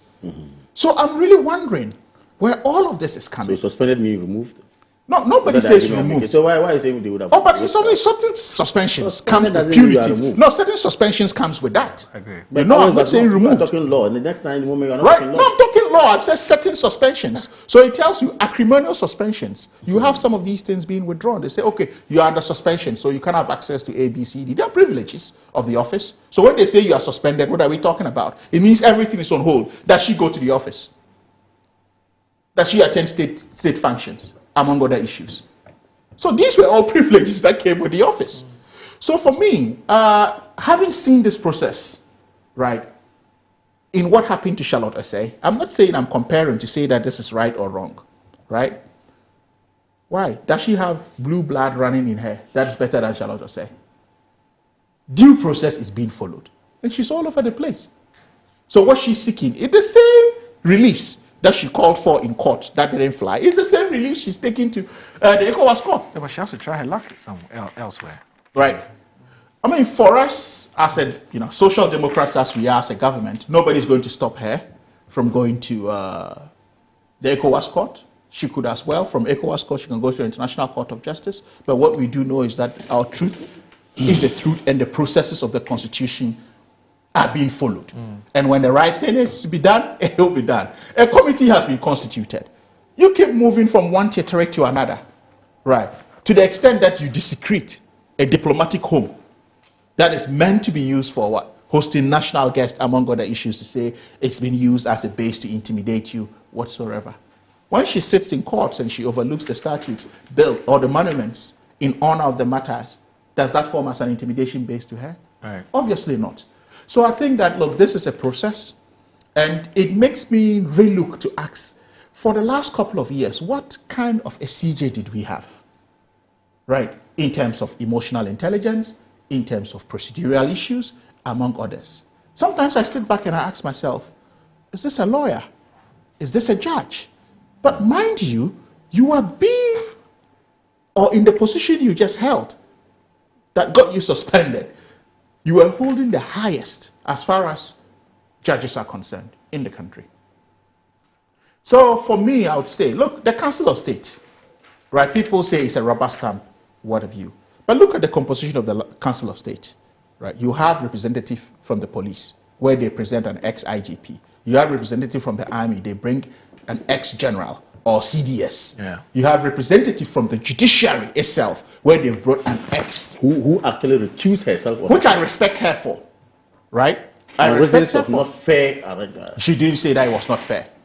She didn't say it was not fair. She's not told us why. Yeah, she's not told us why. But she said the processes were not fair. No, she made a comment. no. I mean, looking at it. Check it. She said the processes were not fair. She has a fundamental problem with the processes. She said it wasn't fair. No. She's on record. I don't say things anyhow. Structured. Please, I'm careful. Okay, go ahead. No, she said she had a problem with the Article 146. Yeah, with the process. She said the processes are not fair. Okay. No, but the article, who put it there? Was it written by the NDC or President John Dramani Mahama? She's not blaming anybody. Yeah, she's not blaming anybody. She's blaming a particular article. It's because, right, this is the first time that article has come before her in that capacity. Right. So she has every right intellectually to say this is what it is, to critique it from where she has been. But she's not critiquing the process, right? She's critiquing an article that was neither written by the NDC nor the President of the Republic of Ghana or any of the members of the committee. So for me, for her to say I'm recusing myself, she comes from the same stock as her. Yeah. Right? Even that is basis enough to say, look, I was there before. And for that reason, I don't want to be a part of this process, which is respected. That's fine. Right? She never resigned from being a Council of State because of this process whatsoever. But what I'm saying is that, look, let's not treat people as though certain people are special in this country, or certain people have certain rights above others. And that's exactly what she's doing in an entitlement mentality. Right? Wait till the process is exhausted. Have they exhausted the process? No. What are you going to court to do? If the process is exhausted and you feel that your human rights has been infringed upon, you can go as far as the international court, wherever you want to go to seek redress of all of this. But the process is in motion. And so far, has any illegality been applied? No. The Constitution has been followed. Letter and spirit. So what are we talking about here? Moro. So for me, I think that, look. In the suit, she's praying the ECOWAS court to do the things that she's asked the Supreme Court to do already. And you like correctly said. Yes. And I summarize that in 3. 1, I want to waive that right that I have. Yes. Even though I disagree with her that she doesn't have that right. Because it's about the office, not her. Yes. But she says, for me, her understanding, she has a right. I'm not a lawyer. Say that, you say you want to protect me. I don't want the protection. Let the whole world hear it. I'm not a practicing lawyer whatsoever. But I see the ECOWAS court sending this back home.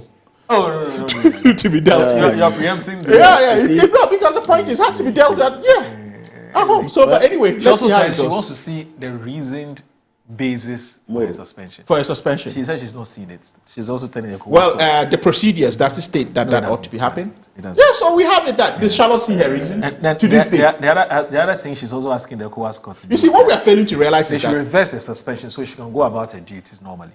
How? Whilst the committee does. There was a reason for your suspension. Has a reason been That is why there's due process. So that's why I say some of the relief she's asking for is interesting to ask coming from a judge or someone who has been a lawyer for 30 plus years. Okay. Right. All right. No. So, Prof, I love my brother so much. Unfortunately, Prof has to leave us. I know, but you just have to. He's going to set up the bank for I love your him, sisters. after drinking the tea. Yes. You know, I love my brother so but he has much. to leave. Listen, I love him so much. He's one of the people I hold in high esteem, whatever.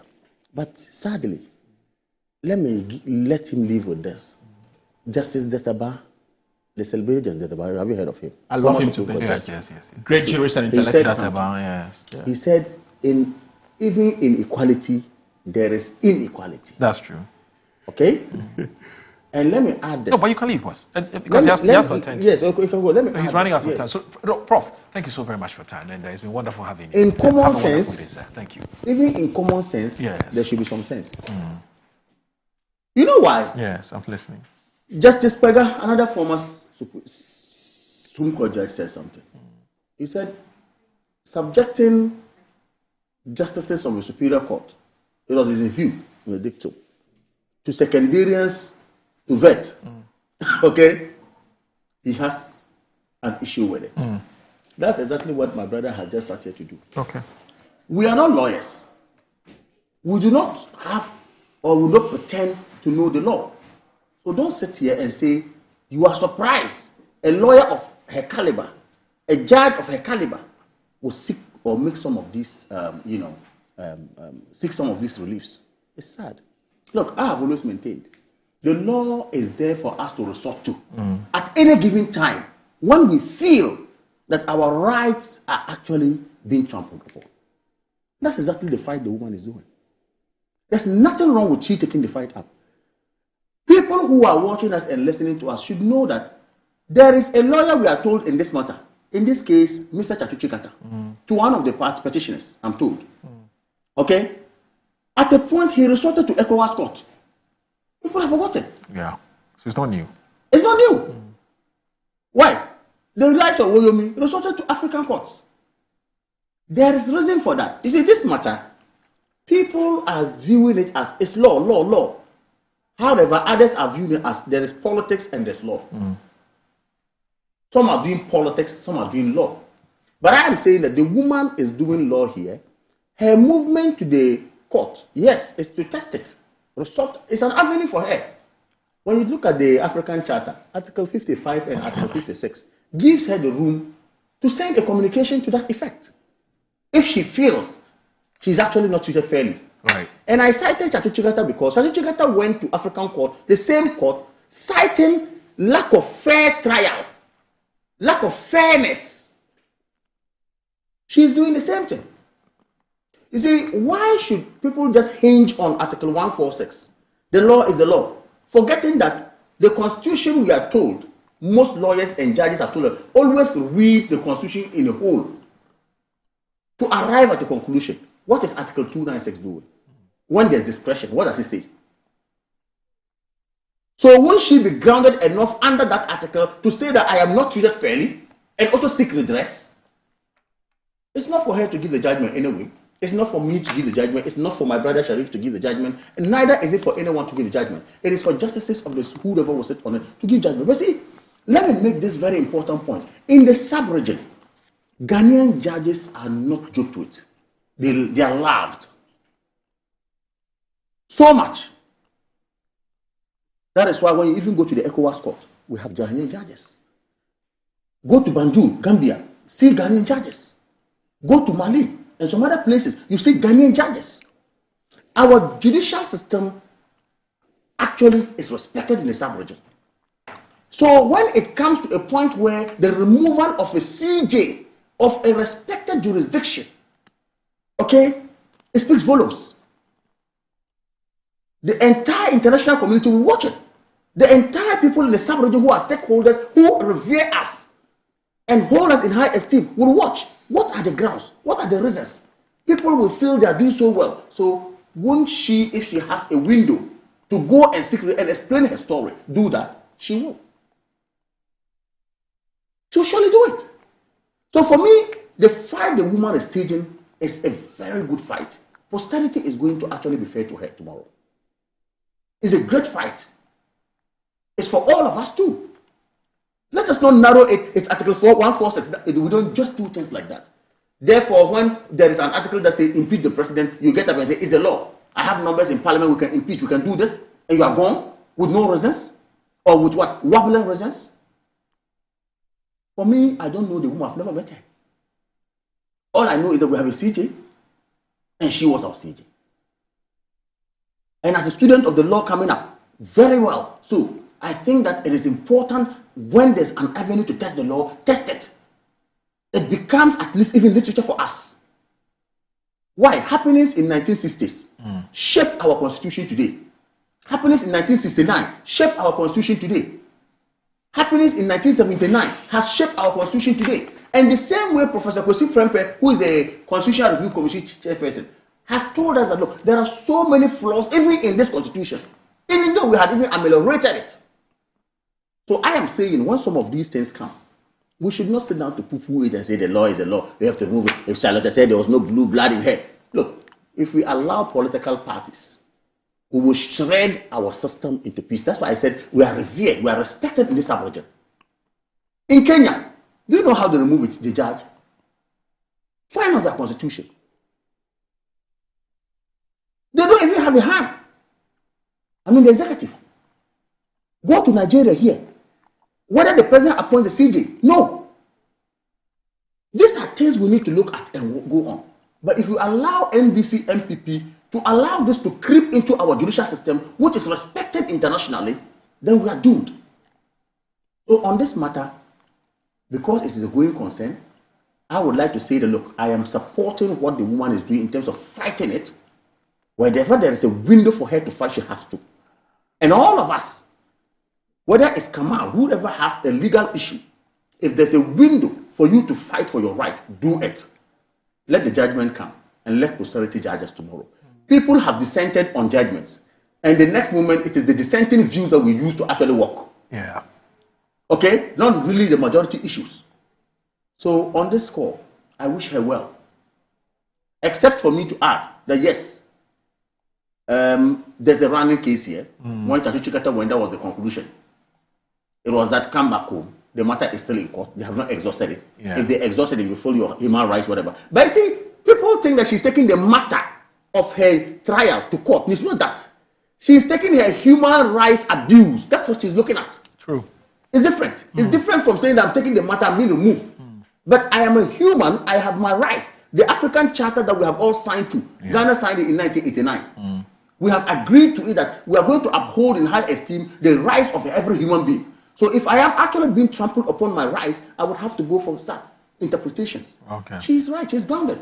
All right. But I wish her well. So Sam A. Kelly, who's a regular viewer of the show, he sends a message and says that, well, I think at this juncture, some bold person needs to secretly advise our suspended CJ that our elders say a small embarrassment is better than a bigger one. I feel she should just agree that sometimes we may be having our great dreams, but Mother Nature and posterity gives us what we didn't bargain for.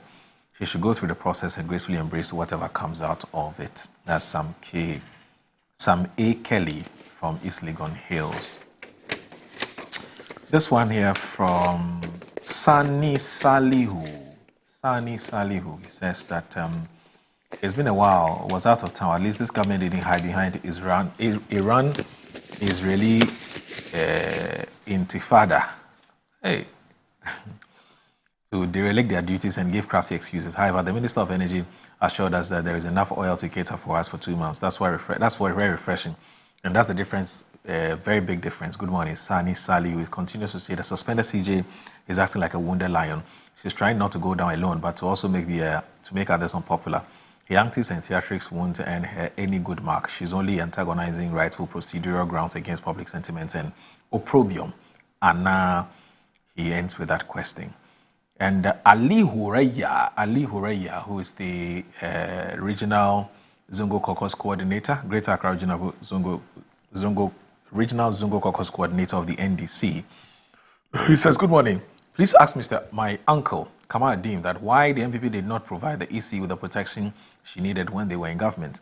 Because she started asking for protection to collate the 3 polling stations since December 2024 after the general elections. Ismaila Huraya Ali sent that message. Papa BCU says, good morning, my brother. Seriously speaking, the NPP is just running away from the truth. Fact is, pink sheets are the most essential for authenticating unblemished results. The others, not reliable.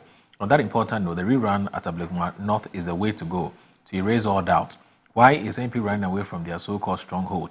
We want peace in our country, hence NPP. Allow for rerun. Papa BCU sends that message. And McLean says that, McLean from Sefiri also says, a single Google search is enough to show that John Mahama's position on LGBT issues was when he was in position. In fact, the insults held at President Akufo-Addo over the same matter back then are well documented and speak volumes. The NDC made it look like alone when the defenders, but McLean, we're not talking about this. No, but it's an issue. No, but usually we read. Abstain from voting. No, I get it, but we read messages I don't know whether to not voting is neutrality. No, it must be related to against something. You vote against it. So please send messages that are related to the conversation we're having. It's important so that we're not all over the place. Anyway, it's nation building. Come on, Dean Abdullah. Thank you very much for your time. Thank you so much, Murad. He is the former Consul General to Jeddah in Saudi Arabia, and there's been wonderful having you. And also a big thanks to Sharif Khalid Mahmoud, who is as an associate professor of finance and also the economic policy advisor to the Vice President, Professor Jane Nana Obokwajima. My name is Awudu Moro. Assalamu alaikum wa rahmatullahi ta'ala wa barakatuh. Have a good day. Bye-bye.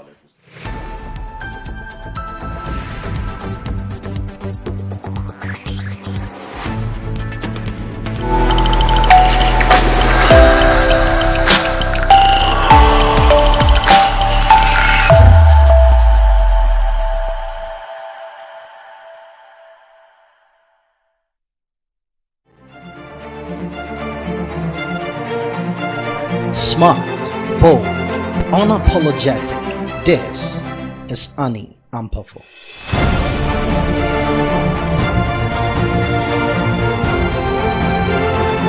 The voice of reason, a force of media. She's the one Ghana teams